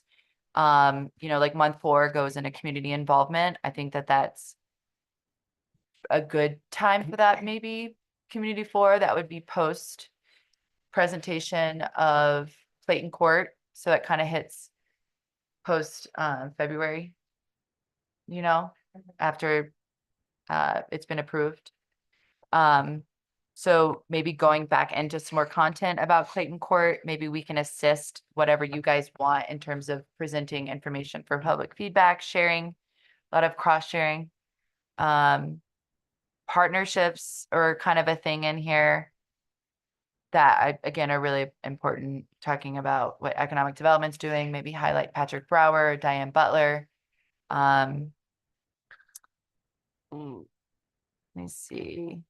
I keep talking about linking the DDA webpage. Month 6, that's approaching springtime. We're going to be talking about small steps, big impact. That could be even talking about, you know, still having all of our board members, or, you know, just revisiting the first 6 months of the DDA's life term. Community profiles, Faces of Fraser would be really fun. We already talked on probably doing that earlier in the year. So featuring local businesses, if people did win a grant. So just cross sharing and highlighting any businesses that were rewarded the grant, what they plan on doing. I do think the idea of sharing grant concepts of how to use the grant money is something that should be shared within the next month, the next 3 weeks. Or sooner, 2 weeks. I mean, I feel like given that we're like, the holidays are right here now. Yeah. Yeah. I don't think it'd be a bad idea to launch something, but I think most of that stuff, rolling it out in January makes sense. Okay. You know, once people are, I don't know if they're ready to get their head above water again, then. I know. It really is a thing. And is this a DDA grant? Because we don't really have the money at the moment. No, we're gonna share the Fraser's enhancement grant. Okay, so we're just gonna share. I got it. Yeah, we're Yep. trying to like, The idea is just that the DDA board would be kind of the foot soldiers out there really talking. Pushing. Encouraging people to apply, making sure people are aware of it, getting that information out there, and then helping to review applications when they come. Yeah, this is not we're not providing grants from our. Yeah, we're not It's the doing town's that. money. Yeah. Town's Uh, money, yeah. We're a ways off. Yeah, and the board of Yeah. trustees will ultimately be approving it. But part of the idea was, since the GDA still has limited funds to work with, this gets the GDA kind of out there, involved, engaging with businesses. Sure. Given your role, hopefully you can make some, you know, solid recommendations to the board. What was the total on that again? What was that? each grant. Just the total of the grants that you're handing out. Was it 75 or was it under? So you get up to 7,500, and the total. 7,500. I have to double I check. think it was 75,000 that we had this year. That's the total, yeah. But didn't Grand Foundation, aren't they in charge of that? No, That's different. No. Yeah. So they just went through that because I sat through that board meeting. that was different, yeah, So that's Those are all donor. like nonprofit. which was 75,000 also. Correct. Okay. That. This is for small business. Yeah. improvement Got grants, it. Largely focused on facade, so like exterior. Sure. Yeah. Patio, whatever. Yeah. Got it. No, I feel like I was asking for 75. I feel like Lori was a little more. in, I think so it's I was more more too. than Oh, yeah, but I don't remember. I don't. Budget, that. 100 might. yeah, 100, Somewhere between 75 and 125. I would yeah. Sweet. That's It's on the far budget, better than 5 years but ago you know, when it was hard to get patio furniture.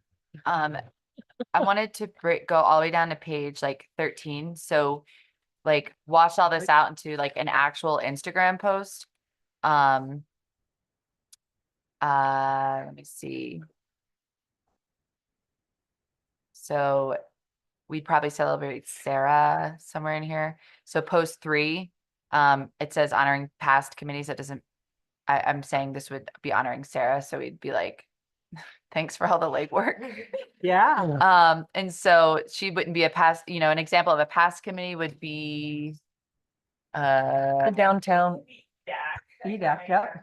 yeah, okay. I said EDAC was downtown development advisory committee, thank Yeah.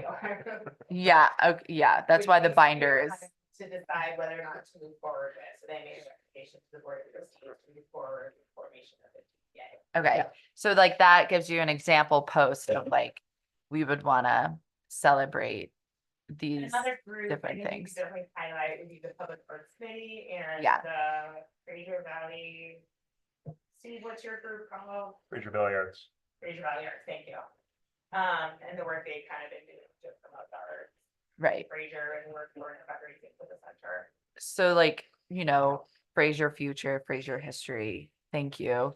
Posts like that. And then post 4 is pretty fun, but a way to get engagement and feedback for us as a committee, also for the town, would be like doing a poll. We want to hear from you. What's most important for downtown of Fraser?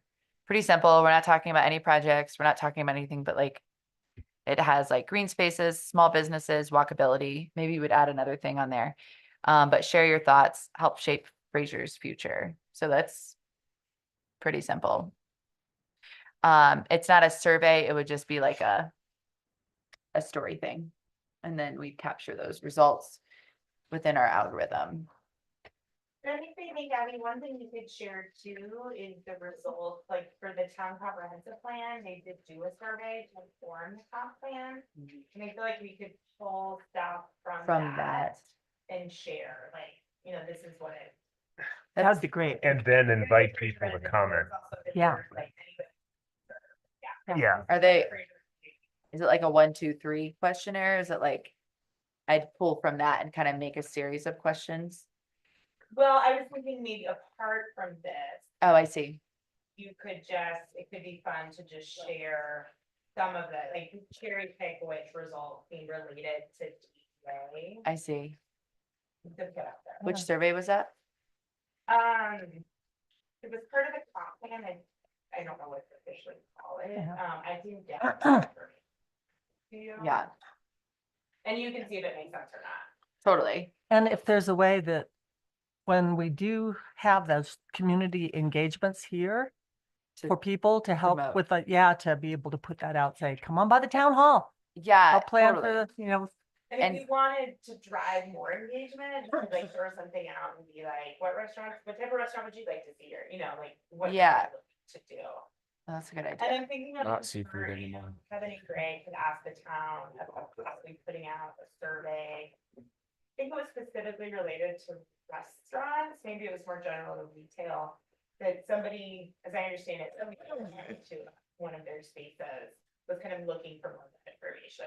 And Garrett was like, well, as a starting point, here's what we got in this area from our comp Wow. plan community survey. Okay.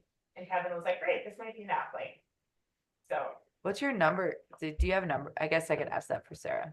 Like what the numbers of feedback, like who goes in and actually does the survey? Because I went in and did it and I was so excited. Yeah. Because I was like, oh, I did it, but like for me, I'm into that stuff, but like some people like, do they do surveys? Did y'all do it? You did it? I mean, I would love a drive-through. That was my main feedback. Yeah. I have kids now.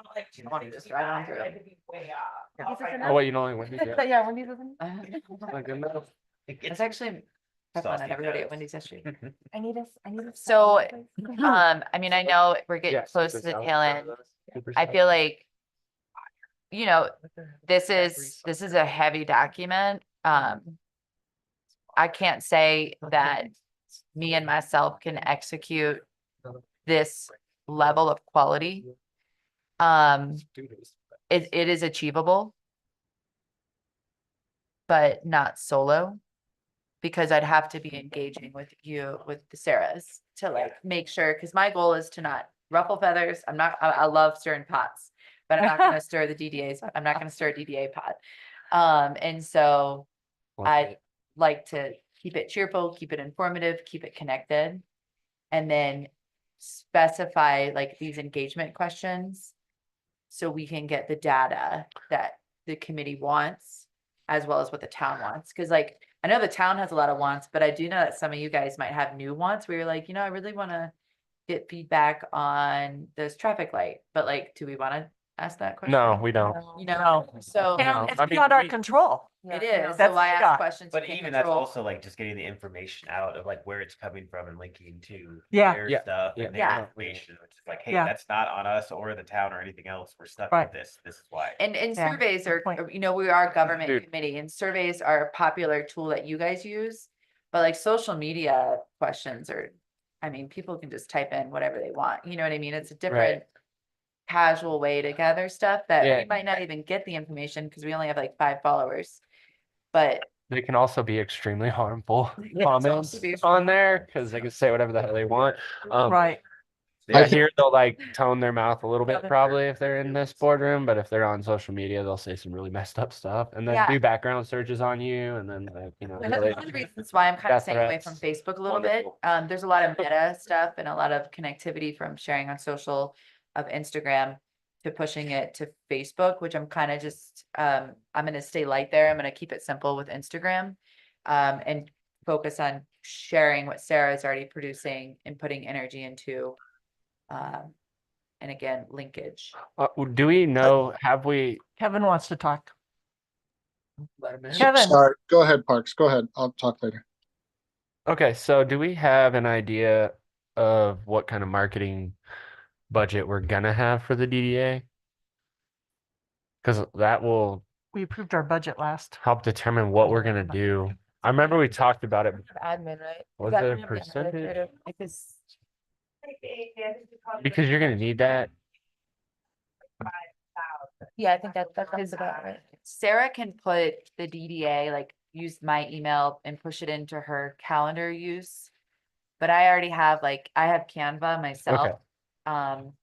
So I don't know if I need that because they have a calendar pushing drop system thing. And then I think the money would be probably the link tree, which is like $2 a month So to have on our Instagram. something that Winter Park Resort does is that they offer free pass or like free stay to somebody with insane followers to come review the mountain and the food there. Should be cool. That's what we're gonna want to do for this new Clayton Court area because it's gonna be hot and upcoming and cool looking. And if we do get a bigger budget in the future, some of us have ties to people with 10 million followers that would be happy to come stay if their traveling's paid and they just go through and they say, this is the best taco in town and it's right here in downtown Fraser on Clayton Court. And that's the sort of thing that Winter Park is not doing. And the more influencers that we can get here, the faster you're going to get out to the world that Fraser is a hopping, dope place to be, kind of like a Pearl Street or Estes or whatever. Yeah. So, and they're not doing that in Winter Park. They're just doing that at the resort. My burrito thing sounds. Yeah. One thing I was gonna say, back to that survey that Sarah had mentioned from that restaurant group we were working with. If I envision the DDA as kind of being like the first stop for businesses existing in Fraser who want to do a new concept or expand an offering, or a business coming to Fraser, but getting some of that survey around, hey, what do people want to eat? What type of experience do people want? A rooftop, a riverfront restaurant, and just things specific to like kind of proofing a concept a little bit. If I'm horrible at social media, I don't want to involve myself in this. I'm no help. But if this can support something like that for new businesses or existing businesses to say, hey, what does, everyone who follows the DDA think about this? What do people in town think about this? I think that'd be a really useful tool for new and existing businesses to kind of size up. All right, does this have legs? And I also, like if we're that. bringing in collaborators like that, say that we're paying for their lodging or whatever, there's like a girl I know, she does skydiving and extreme sports, right? And so she comes here to do that and then says, I usually go to the mountain, but then I go to Fraser. That sort of thing is going to drive a ton of traffic to the DDA page. So then you would have, instead of 5 followers, she has 8 million followers. That would be an instant 100,000 followers on your page in Yeah. an hour. And that's something that nobody really is doing super well as a town in Grand County. I might put you in charge of the like celebrity cool stuff. Yeah. Well, no, I think it's mainly just the fact that Selby. that's what, is driving Right. what's cool in the world right now. No, I mean, As a I agree. I trend. think, Simple Coffee, I think Olivia's done a fantastic job with her engagement and like social media stuff. She's humble about it, but She's good. she's highly activated her accounts. And I think this, She's on really good. page, I think it's the last page, there's a preliminary email that the DDA can send out so that Fraser Chamber can support that as well and create a link to follow, maybe after I beef up the grid a bit and get some actual content on there, and lineage to the website. But I think throwing in the plan some connectivity, celebrity connectivity. I love the idea that the entire blueprint can bring more focus on business support, new, current, and old. I think that is a pillar of the Yeah. DDA, like Yeah. that isn't as prominent in this as civilian citizen like engagement and tourist engagement. I think the business part needs to be stronger. And I think we talked at the town level in terms of economic development and gone back and forth on so on the Explore Fraser website, businesses are highlighted. I submitted all of But ours. like social media, do we spotlight different businesses? And I think it would be an appropriate thing for the DDA to do. And again, the town can share with the DDA folks and things like that, but I think that's a great concept. yeah. Well- And I'll just add, I mean, we do need to move just to get through some updates or talk about some other stuff and maybe use this to segue to Ski Train and promoting that. Yeah. But before the GDA has more funding to work with, I think really just this promotional piece around businesses in downtown Fraser is a huge role that the GDA can play in terms of having an impact with. Right. Also, like if you bring in somebody to do those for you, right? Outside of the DDA, but it's linked to the DDA page, then you're not being put on the spot when you highlight one burrito place versus the other. Yeah. Okay. Because if we do that, the next place is gonna be like, well, why the hell didn't you do this for me? And I mean, I've seen some serious stuff go down in Fraser, especially with certain businesses when someone else is highlighted and they're not. And it's like, oh, well, we're gonna get around to you, and then they're not highlighted. They don't get as many likes or best of grand or whatever. All this stuff is very like if we put that on us versus just put it on someone else that comes here and say, just go highlight, these places and check them out. Just go review them for us. And then we just say, hey, link it to our page. That's taking heat off of us big time. To the DDA and Yeah, we're yeah. not choosing it. But I guess mean- if 100 people submit it, you're picking it. I mean, Yeah, in the beginning, I'm like, I mean, personally, I feel like you guys could submit businesses or information, like the DDA could be like, let's highlight, it, I mean, right now, do you guys have another business you would like to do a historical dip or highlight on right now? right now. Yeah, just like off excitement or curiosity or intrigue. We could do the Mercantile over there. That's like one of the oldest places in Yeah. town ever, Right. and they would be very happy. I know that they're Yeah. pretty. They get a Mostly little roast, upset yeah. sometimes. Workers, many of you have businesses, so your business gets a little shout out, as part of that profile, just to kind of some Yeah. initial shout out. Yeah. Based on profiling. Yeah. Board members and their role in Fraser. And I do tend to Oh, I look see. a Yeah, little yeah. far in the future sometimes, but that's something that you do not want the heat coming back on us. And it's easy to highlight all these places without it being us, but it being inspired by us. Yeah. Right. If you guys are good with it, why don't we segue into the Ski Train? Can I just ask one more question? Okay. Is it okay if I share this document with you? So it's a living document that I edit? Yeah. Okay. Cool. Thank you. Yeah, and is everybody good with us moving forward? Do we want a formal quick motion to move forward with this as our social media marketing strategy? I think it's a good idea just to have it. So someone make a motion to continue working on social media as Abby leads that process through the next year. Second. All approved. Good. All Aye. right, we're good. Aye. Well, we have to have a Yes. vote. I know. Well, sorry. Yeah, that was what I was trying to do. It's like vote. Yeah. Okay, so So- since she's the chair, I can't really usually make a does motion. somebody I else was make just, I that was motion? asking someone to make a motion. Oh, There- Yeah. I so move. There you How go. about that? A second. Okay, are we all in favor? Yes. Aye. All right. Anyone opposed? Good job, Abby. Okay, thank you. Yeah, thank you, Good job. Abby. You're welcome. Great, yeah, I was super impressed. It's To excellent. you and ChatGPT. Yeah, thank you. Well Thank you. What's the other one? done. Chat GPT. AI. Don't worry about Yeah. it, Katie. AI. AI, gotcha. Yeah. It's useful. So we'll go through this super quick. I know we hit the ski train at the end of our meeting last week and didn't really have time to delve too far, and we're gonna do that again. But for those of you that weren't here or haven't otherwise heard, the ski train is going to be cheaper, running more often, and with a stop in Fraser, this coming season. So I think that's really exciting. I know it's doing some days of the holidays and then picks up in January. I should have double checked this, correct me if I'm wrong. I believe it's running, is it Thursday through Sunday?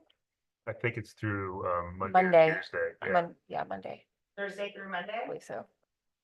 Yeah, so hopefully that's well utilized and something that continues, but I think it's a great opportunity also in terms of passenger rail. To meet growing demand, the ski train now starts the last 2 weekends of this year, December 20th through 22nd and December 27th through 29th, plus January 3rd through the 5th. Expanded service begins on January 9th and runs Thursdays, Fridays, Saturdays, Sundays, and Mondays through the end of March. Great. So I think it would be great, and again, a way to try to have an impact since we have a lot of funds to really just kind of help promote the ski train specifically with this staff in Fraser and maybe see if there's a way if, you know, we talked about maybe some signage. I'm gonna talk more with Sarah Wick about this because we've talked about it on the town level as well, kind of right by the station there. When people get off it, but also I don't know if local businesses would be interested in offering special like ski train happy hours or promotions, but just trying to think of ways to get visitors to come to Fraser before they jump on that ski train and head down to Denver, or if they're coming up for the day, maybe not to actually ski all day long, but to do things in Fraser for example. So I know you don't have a lot of time, but it will be kind of, yeah, it only runs for a couple months. Yeah. So I think if we do want to do something around that, we really kind of have to be looking at that and launching something in January there. Is there advertisements in the ski train? I am not sure. It's kind of interesting. I was talking with the ladies at Headwater Trails Alliance, and Myra was saying she used to work at Crooked Creek. She ran into this woman the other day who was like, I know you. You used to work in the Crooked Creek, and I used to work on the ski train. And so I'd come in there when I was waiting for it, and she recognized her. So she had an idea of trying to find employees on the ski train or somebody like serving as like an ambassador that would ride the ski train and just promote Fraser. You know, so if we did have promotions, people were doing events or special happy hours or something. Physically having a body to like talk about it and hand out flyers or whatever. That's a good idea. And I think we talked about too, like, if you can provide your like train ticket to like a business and the business offers some sort of discount or incentive to come into the business itself, to get more people just to come here. Oh, yeah, like a little 10%. Yeah. So at the station itself, in that garage area, do they have a place for like storing skis? So people that come and end up here. That's a good idea. I don't know if there's enough space there, and it would take, this is something that probably isn't all gonna happen before it gets going, but there's something to consider in the future, be able to have a space there and even have a volunteer opportunity for some folks up here, you know, some retirees that want something kind of fun to do, to hang out and meet and greet at the station and Yeah. Like lockable. have ski something where lockers? they could store. Mhm. Yeah, anyway, food for thought. That's a really great idea because what else are you gonna do with it? You're gonna carry it around? Right, that's the hard part. A lot Sure. of people too. I used to work in the village at the resort way back when the ski train was there, and there was a huge population of people that would just come to shop at Right. the village in Winter Park. Yes. They wouldn't ski. Maybe they had someone in their Mhm. family to ski, but it wasn't just a ski train. It was just Yep. to get up into the mountains and do Yeah. something else. So we can also, I mean, in the future, maybe market in Denver to shop in Mhm. Fraser. Yeah, I like that. Like for vaccination. So Eventually. what's potentially going to happen is the Altera.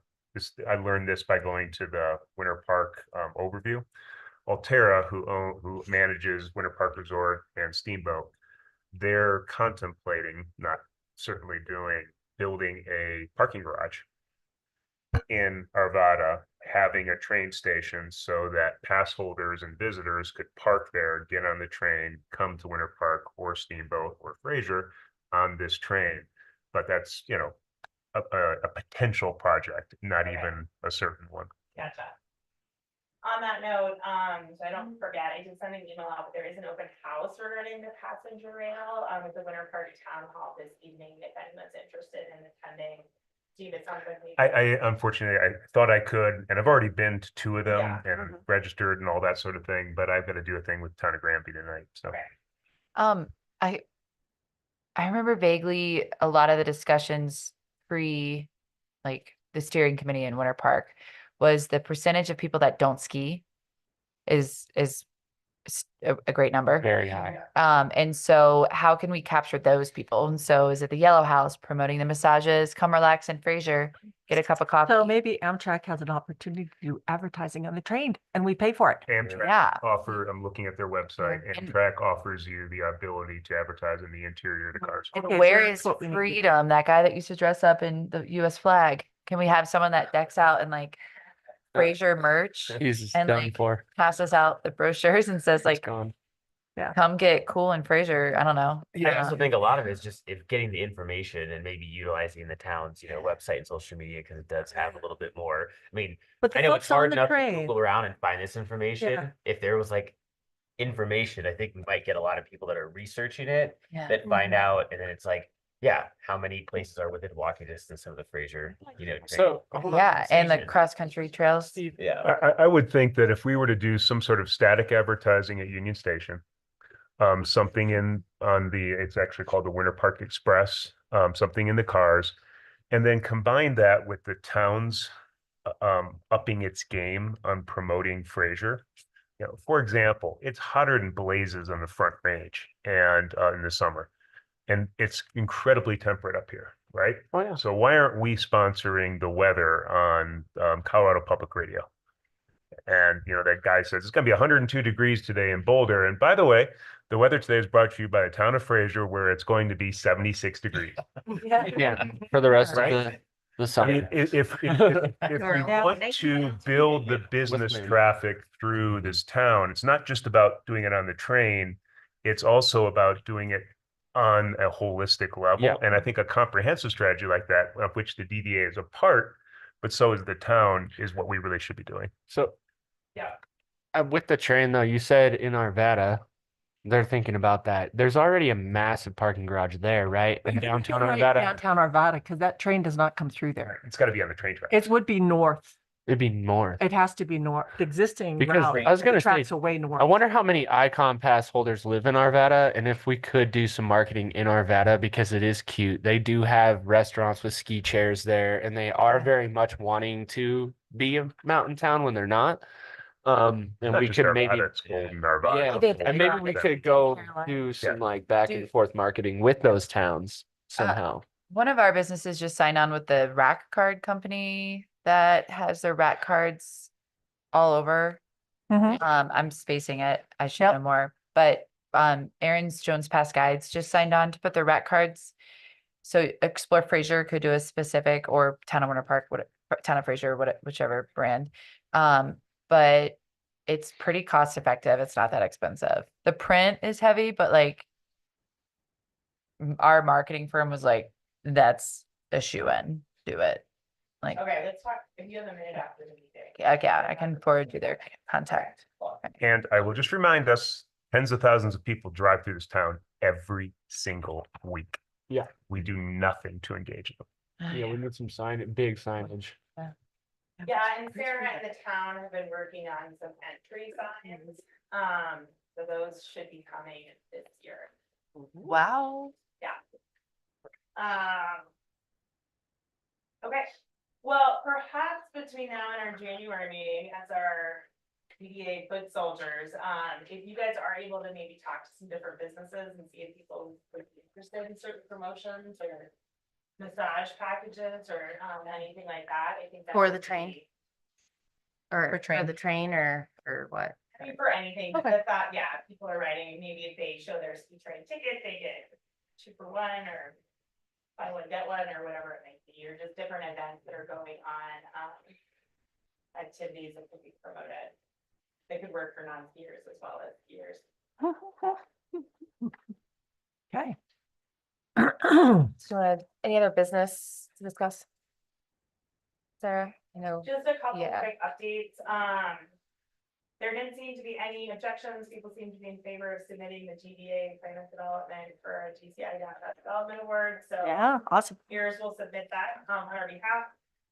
So we're good to go there. What else? Just, the bike park, has gotten some funding.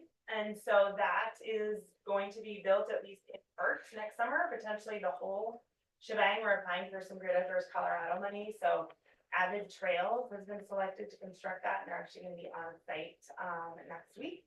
Meeting with some folks and looking at it, so I think that's gonna be great for Fraser as well, and again, if we can do the whole thing, I think that'd be really significant next summer, but at least a portion of it should be built next summer. In terms of meeting times, I did speak with Angie, she wasn't too excited about the idea of reviewing meetings, again, she said that she can't do this Tuesday slot, she could potentially do it if we change the Tuesday. I think she really is just traveling all the time. She said she also has some personal stuff kind of coming up at the beginning of the year. So she said she thought she had a lot to contribute, but she also understood if the meeting time doesn't change, that it might just make sense for her to bow out and look at joining the DB board in the future when the spot opens up. Great. Yeah. Yeah. Okay. We talked about the open house for CEDA. Any other updates from anybody? Just an FYI, and you'll be hearing more about this when we do a press release, but Fraser Valley Arts has just received a $1 million challenge grant, which means it could turn into $2 million from a local citizen who wishes to remain anonymous, but that will accelerate the path. We've now got about $3 million in committed donations, including the land. With another 2-ish, we probably could break ground. Oh my Oh, goodness. sweet. That's Awesome. amazing. Wow, that's so exciting. Yeah, so it's pretty significant. Yeah, that is awesome. Job. Congratulations. Thanks. Good work. Very exciting. Anything else? And you should have all gotten emails inviting you to the town Christmas party, which is Thursday night. I know they've ordered food, so if you haven't RSVP'd but are planning on attending, please let us know. But we'd love to see you guys there. Thank you. Move to adjourn. Who would like? I move to adjourn. Second. All right, all in favor? Aye. Aye. Thank you. Thanks, everybody. Thank you. Thank you. Who seconded that?